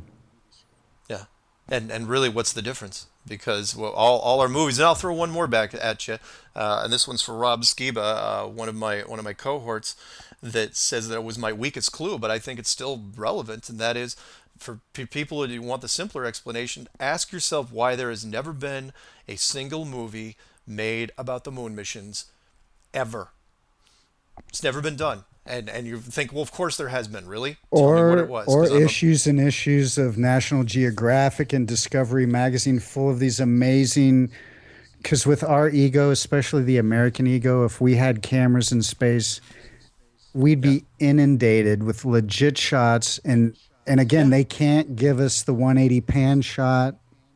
Yeah, yeah. There's never been an astronaut. Here's the other one I threw at people, which is in the introduction. I said, find me a single panning video shot where an astronaut with a live video camera, exterior shot, actually just takes it and turns around. Even it doesn't even have to be 360 degrees. It could be 180 degrees, which is just a straight turnaround. No one's ever done it. You thought they would have done it on the moon or one of the space stations, has or the space shuttles. It's never ever been done, and you got to ask yourself why. And that is because you can't do it. If it's a studio environment, the fourth wall doesn't exist. Everybody knows this in the entertainment industry. It's cameras, it's directors, it's producers. You can't spin around. The fourth wall is assumed, and that is why this trick has worked so well. Is because of assumptions we have made over the last 60 years. And just think about camera technology. My dad used to work for Argus Camera back in the day. He had a few patents before he went in the security industry because, closed circuit TV and cameras, it fed him right into the security industry. Mm-hmm. The way cameras, they tell us that they can't take a picture. They have to deliver them down in what's called ribbons. And NASA admits that every photo has to be imported through Photoshop. There's not, every picture that we've seen of space is a cartoon. Yeah. And with camera technology, NASA would, just like our Navy buddy has the best infrared to be spotting those ships in the dark at 50, right? Mm-hmm. NASA should have the best cameras to get the best photos, and we would be bragging they would be in every museum. What do you get at the NASA museum? What you got, NASA? Yeah.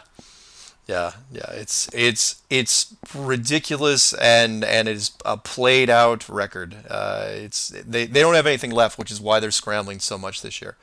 They're realizing it's breaking down, and they don't know what to do because they can't even do a roundtable on mainstream media and try to debunk it, because if they do, they're bringing the They'll topic get to on. mainstream media, and So then they that's the do. last thing that. That's what they do. They try to shoo it away like Obama did. We don't have time for a meeting of the Flat Earth Society right now. Yeah, yeah, And the jokes and the way Hollywood has always, it's the same old thing how they would portray the pot, the person who smokes pot as the burned out hippie sitting on the couch, stinky, smelly, long haired, illiterate, Yeah. all the stereotypes, all the Yep. way down the line. But yet the actor knots, they're our heroes, right? Yeah. Want to talk to me Yeah. about a hero? Check out Ken O'Keefe. Plug for There him you right go. there. Now, Nice. let's what's tripping folks out and everyone's mind melting right now, and that's cool. This is music without boundaries, and the cool thing is we live in a world without boundaries, and this isn't bad news. It's bad news on one side of the coin. And again, you got to remember that back when they were talking to Copernicus and the Freemasons before him that came up with the solar system and the planets and the round earth theory. Keep in mind, people, this is 500 and some years before flight was invented. I grew up in Dayton, Ohio, home of the Wright brothers. Thank you very much. He, I mean, this Copernicus guy, he was pretty insightful to just put all this together for us 500 years before flight was invented. And everything he said has held true. No new discoveries. He wasn't wrong about any any Yeah. bit right down the line, man. He just checked everything off the list. He had it Yeah. wired. So, I mean, it was back then they didn't understand how the world was going to evolve. They were thinking about it's you can't see the forest for the trees. They're looking at the tree. They're just trying to control the sheeple today. They're not thinking Yeah. about how the world's going to evolve. They're not going to think about what money and greed and the Federal Reserve is going to do to this planet. They're not Yep. thinking what, the male agenda and power in the military. They're not thinking that far ahead. They're not that smart. They're smart enough to understand how the whole galaxy works, obviously not smart enough to see where we would end up. And that when every lie any person in listening range has told in their life starts out very simple. It's just a little white lie. Yeah. Just so my wife won't find out, or my boyfriend, or my boss, or the American people. And Kennedy had Yeah. that deadline. He had to meet that, and our ego was at stake. Our American pride was at stake. And Yep. we had to Yep. deliver, and they delivered us a hell of a spectacle there. Yeah. Yeah. They did. But let's take it to the positive thing. And just again, when you wake up in the morning, listen to the show, share it with your friends. I hope you'll share it with your listeners, Mark. They'll get some good music and some extra stuff, and they'll get to hear you condense everything down into a really easy to digest Flat Earth 101. Let's leave Yeah. it on a positive note because it gives a lot of people concerns like, okay, explain the seasons, this and that. And we can talk about how folks who live in Alaska and the North Pole and Scandinavia, and they're getting the midnight sun. But Hmm. if there's a globe, what about South America, Brazil, where I live, Patagonia, places like that? Let's Yeah. talk about the sun, the moon. One of my lyrics, the sun, the moon, the earth, the sea, we're all just flesh and bone. Maybe I'll play that tonight going out. Let's talk about this. I mean, we love the sun. The moon is such a mystery, but I think in reality they might be a little bit different than we've been sold. So if we put them in perspective, especially in the range of size, how big the sun is, because if I understand Yeah. right, the moon and the sun, and you can kind of see it in eclipse, how you think the moon can cover the sun is that Yeah. they're about just over 30 miles wide, and the sun is no way 90,000 and change miles from the Earth because there's balloons that we've sent up as high as the sun, and you can see it right next to the balloon casting down like a flashlight on the clouds. That's how we get those heavenly clouds where you point to your lovely lady and you say, "Look, honey, it's heaven. There it is. Don't those clouds look like heaven?" If the sun was truly 90 million plus miles Mutton. away, all those Yeah. rays would be coming in straight through as if the giant spotlight was pulled all the way back, and those light refractions would come through the clouds straight. Yeah. Yeah, you have done your homework, and you're right. The sun and the moon, and again, I'll make this as positive as I can. Are yeah, the moon is not 237,000 miles away, and the sun is not 93 million miles away. They are both. If this is a giant planetarium, if it is a giant Truman Show, the sun and the moon, they're right here with us. They are your moon and your sun and your stars. Now, the stars probably are just images, on a backdrop, no different than a theater screen. But the sun and the moon appear to be real objects, but they are much, much smaller and much, much closer and much more intimate. Could be 30 miles across each. But there's a couple things I can tell you about them. One is that they are completely separate light systems. The sun appears to be a giant incandescent bulb, and that shines in a different spectrum. And the moon, people think, well, if you think your mind's blown already, wait to get this. The moon does not reflect the sun's light. It is its own light system, and it appears to be a cooling light. For those of you who haven't, you want to look up some fun stuff, look at the temperature of the moon. You would think, like with the sun, we all know that things are cooler in the shade. We see that every day. But in the moon, if you go into the moon shade, it's actually warmer, which is really, really strange, which means the moon is not reflecting the sun's light because if it was, it would be reflecting some of the sun's radiation and some of its warmth, even if it was just a fraction of it. But what's interesting is if you take a magnifying glass and magnify the moon's rays onto a target, a temperature target, it actually gets colder than just normal moonlight. So how are you magnifying cold light? We can't even do that now unless you use a cool laser, and I'm not even sure if you hooked up a magnifying glass to a cool laser if it'd do that. We're defying some pretty, what we consider to be pretty basic principles. But yeah, the moon and the sun, not what you think they are. If you want to look up a fun thing on the moon, look up something on YouTube called lunar waves. A wonderful amateur astronomer who's been taking some great pictures of the moon, some high def video, has shown what appears to be a resolution issue with the moon, which is fascinating in itself. Watching a band of distortion go through the moon, and you only see that on video screens. But the thing is, why is the moon acting like a video screen, like it's being projected upon, like there's something underneath it, like the craters and all the gray surface you see on it is just an image that just a skin of something that's beneath. There's something else down there that might be working with it. Interesting stuff. As far as because the question does come up, and that is, what about the sun on the northern hemisphere versus the southern hemisphere? Well, if it's a flat world, then you don't have northern and southern. You have an inner and outer ring, and the sun and the moon travel around over the top of it, much like a yin yang symbol, which is really interesting because I think the yin yang symbol, when you lay it on top of a flat model, it lines up perfectly, even with the colors.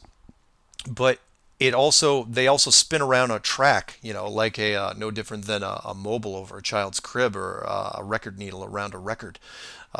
Although in a record player, you see the record spinning, not the needle. But if you actually spun the needle around, you'd know that it gets closer to the center, and then when you put the needle back, it goes back out towards the edge. So the interior sun, that's easy to explain because the sun and the moon just get closer and closer to the center of this giant circular flat map. When it goes to the outer edge, there's something else going on, and we're still trying to figure that one out. If it's a display issue, I mean, we can do it in software. It's not that hard.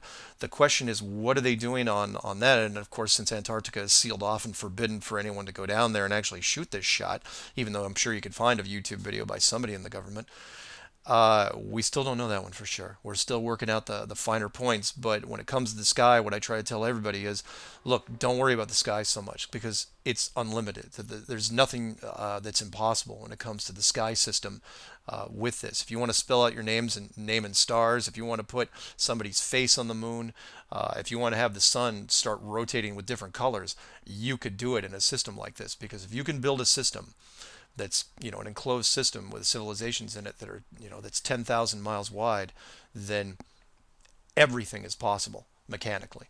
And that means everything from the jet stream to the underwater conveyor system to the molten rock systems. Everything can be created artificially. There you have it. Yeah, so what I would urge folks to do, we can give them some homework, right? They could Oh yeah. look at some of the old maps from the 1800s. I've screen capped them. I'm going to post them on the Music Without Boundaries Facebook, along with tonight's episode in case you missed any portion or you want to share it. That's one thing you can do. Tell the folks about, there's another experiment they can do. Your Navy guy did it where he set something up on the top of his roof. And this is the thing. look up at the stars and think about Polaris and how the constellations and everything look. If we were on a globe, wouldn't half the year there have to be a totally different solar model up there because the solar model we see year round would be on the other side of the planet, wouldn't it? Yeah, yeah. Some tests the Navy guy did. Now his test that was a little bit elaborate, but it was good. Which was for 5.5 months he lined up, and 5.5 months ago I should say, he lined up the North Star to a makeshift gun barrel and attached a camera to it, and he had bead straight on it, and after 5.5 months he shouldn't have been able to draw a bead on that star, and it never changed. I'm still gonna get the footage up from him. I know it's a big file, and he's got to finish rendering it, but once it's done I'm going to put it up online. But everything else is he said has been true, so I have no doubt that this one's true as well. But it's impossible if it's a globe. Think for anyone that wants to do the homework together, just think of all the stuff that shouldn't, that should only work on a globe. It won't take you that long to find them. Everyone's got their own thing. But before you start asking me questions like about how meteors are done, or what the aurora borealis is, the tides, does the moon affect the tides? Assume nothing. That is what I was trying to get at you. Look, this is a wonderfully built, beautifully crafted world, but it's for you. It's not. You're not this empty speck on a that's flying through space at thousands and thousands of miles an hour, and there's all this vast distance of nothingness between you and whatever else is out there. It's really intimate, and you're the center of it, and that's what I'm trying to convey to people. You're not alone in this at all, and you're not this lost soul in the universe that means nothing. You mean everything, and you just got to see it for yourself. That's another thing. Everyone's up in arms about the whole gun thing right now, and with the fake flags happening. A Hmm. lot of people. We've got what, almost as many guns as we've got people in this country. Yep. 300 Three. million Yeah. Three. people, 300 million guns, give or take. Pretty much. Think about the windage elevation sights on a gun, people, how that works all the way up to those tank things that Mark was talking about earlier in the show, and just Yeah. expand it out from there. And when you walk Yeah. out tomorrow, I mean, Sherry and I were standing on our back porch and went, it's the main thing is your perspective change. I feel a lot more positive. I walk outside, I look at the sun, I go, oh, there it is. It's just there. It's not that far away. And we were looking at the Yeah. moon and it looked like it was just there the other night. It's so close. It was a full Yeah. moon. There were clouds around it. People are freaking out because clouds can go behind the moon. There's all these videos, people tripping out, thinking they're putting holograms in the sky. They don't need to put Yeah. holograms in the sky. The moon's just that close. You're just your Yeah. perception, your depth perception has been messed up through Yeah. brainwashing and conditioning. Because the first thing you learn when you run in the classroom is 2 plus 2 is 4. And there's that globe over there in the corner, and that thing looks pretty colorful, but it's a cartoon globe. And let's leave them with this. You can. There's some videos online that I'll share. You can see some detailed animation of how the seasons work, and more details about that. Yeah. Hold on a second. I'm going to edit this last thing. I want to just check my Oh, notes sure. Sure. here Sure. real No quick. worries I'm at just all. because I also space. I'm like so many thousand miles away when it's a million miles away.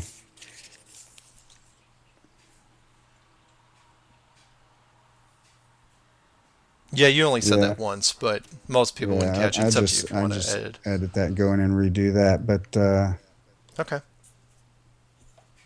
hold on, there's just a couple more things I want to pull up on this last page. I got notes scribbled everywhere. So, Sure.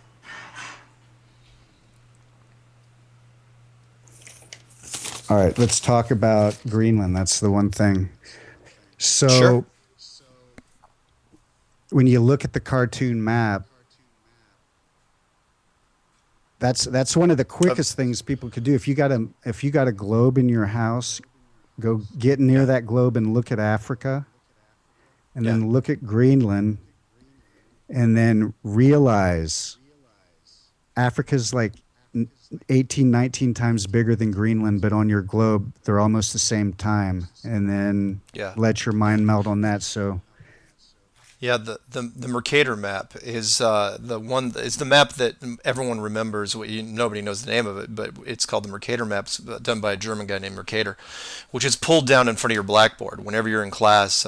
This actually works better on the blackboard one or the flat one than which is ironic than it does on the globe. But when you look at that map, it's absolutely dead wrong, and all geography people know this for a fact because all the perspectives are wrong. It was made to help shipping routes and really kind of promote a north versus south or a top versus bottom attitude. Which is, yeah, all the important countries are in the northern hemisphere, and all the countries that we don't really care about that much are in the southern hemisphere. But that's not true. When you look, you compare the Mercator map with which is what is way more accurate, which is the Gall-Peters map, Gall space Peters, Peters, and when you look at that, you realize that it's way the continents in the southern hemisphere are way larger than they should be, and the ones in the northern hemisphere are way smaller. To the point where, yeah, what you were saying is, it said that was something that bugged me as a child too. I was going, why aren't we talking about Greenland much? It's huge, because on the Mercator map, Greenland is this monstrous continent next to Iceland, but in fact, it's very, very small. In fact, Africa is, depending on which one you look at, 14 to 17 times larger than Greenland. And nobody knows this. And what I was trying to tell people is like, yeah, because they say, no, it's too big a deception. I was going, what are you kidding? I'm going, they won't even, that map, the one you're seeing in your classroom that's over your backboard, we know that's wrong. Mainstream science knows that wrong, and they won't even swap it out for the real one because they like keeping things the way they are. They like the status quo. They don't want to, upset people. Even though I think it's kind of silly because people would get it eventually. But maybe they just don't want people looking at stuff in for how it really is.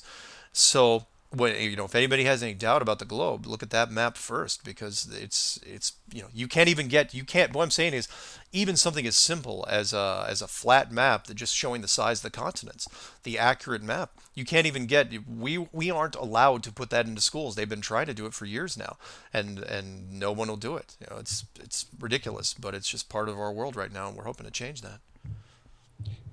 At the end of the day, it seems like everything else. It was a small lie that got way out of control, and it's the biggest lie that Yeah, got out of control.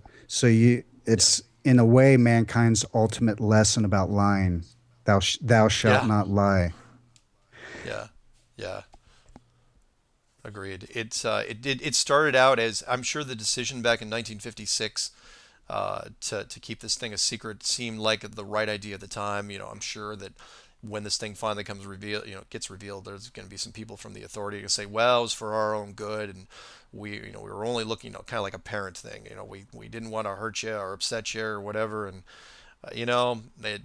unfortunately, like a lot of lies, they just get worse with age, to the point where now it's there's gonna be a lot of people that are gonna have to answer for this one, and you know it's gonna have to be dealt with sooner or later, though.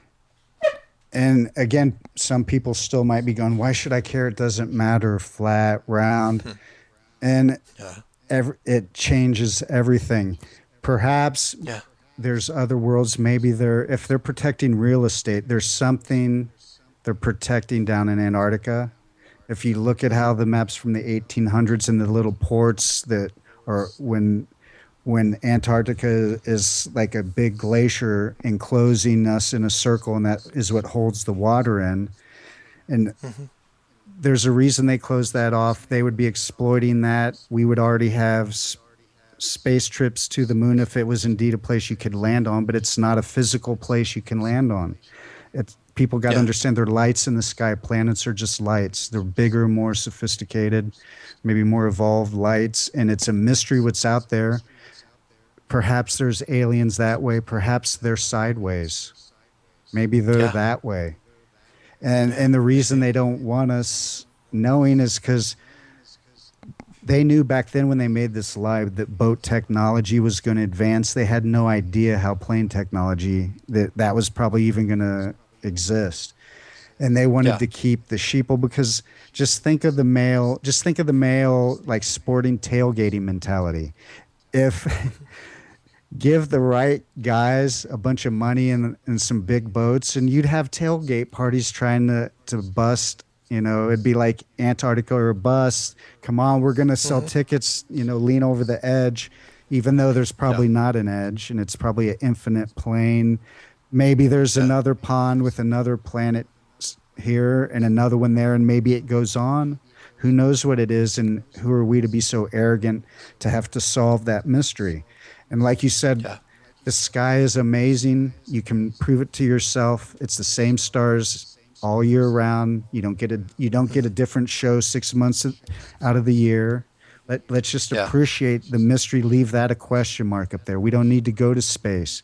They've wasted enough Yeah. billions and raped that much money off of us with that charade. Why don't we focus here on Earth with our brethren and our brothers and sisters and figure out how we're going to take care of each other and